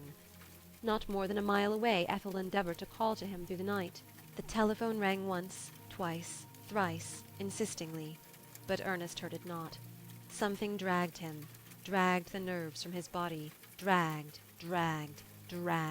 It was an irresistible suction, pitiless, passionless, immense. Sparks, blue, crimson, and violet, seemed to play around the living battery. It reached the finest fibers of his mind. Slowly every trace of mentality disappeared. First the will, then feeling, judgment, memory, fear even. All that was stored in his brain cells came forth to be absorbed by that mighty engine. The princess with the yellow veil appeared, flitted across the room, and melted away. She was followed by childhood memories, girls' heads, boys' faces. He saw his dead mother waving her arms to him. An expression of death agony distorted the placid features. Then throwing a kiss to him, she too disappeared. Picture on picture followed. Words of love that he had spoken, sins, virtues, magnanimities, meannesses, terrors, mathematical formulas even, and snatches of songs. Leontina came and was swallowed up. No, it was Ethel who was trying to speak to him, trying to warn. She waved her hands in frantic despair. She was gone. A pale face, dark, disheveled hair. Jack. How he had changed. He was in the circle of the vampire's transforming might. "Jack!" he cried. Surely Jack had something to explain, something to tell him, some word that if spoken would bring rest to his soul. He saw the words rise to the boy's lips, but before he had time to utter them, his image also had vanished. And Reginald too was gone. There was only the mighty brain, panting, whirling. Then there was nothing. The annihilation of Ernest Fielding was complete. Vacantly he stared at the walls, at the room, and at his master. The latter was wiping the sweat from his forehead. He breathed deeply. The flush of youth spread over his features. His eyes sparkled with a new and dangerous brilliancy. He took the thing that had once been Ernest Fielding by the hand and led it to its room. Chapter 31. With the first flush of the morning, Ethel appeared at the door of the house on Riverside Drive. She had not heard from Ernest, and had been unable to obtain connection with him at the telephone. Anxiety had hastened her steps.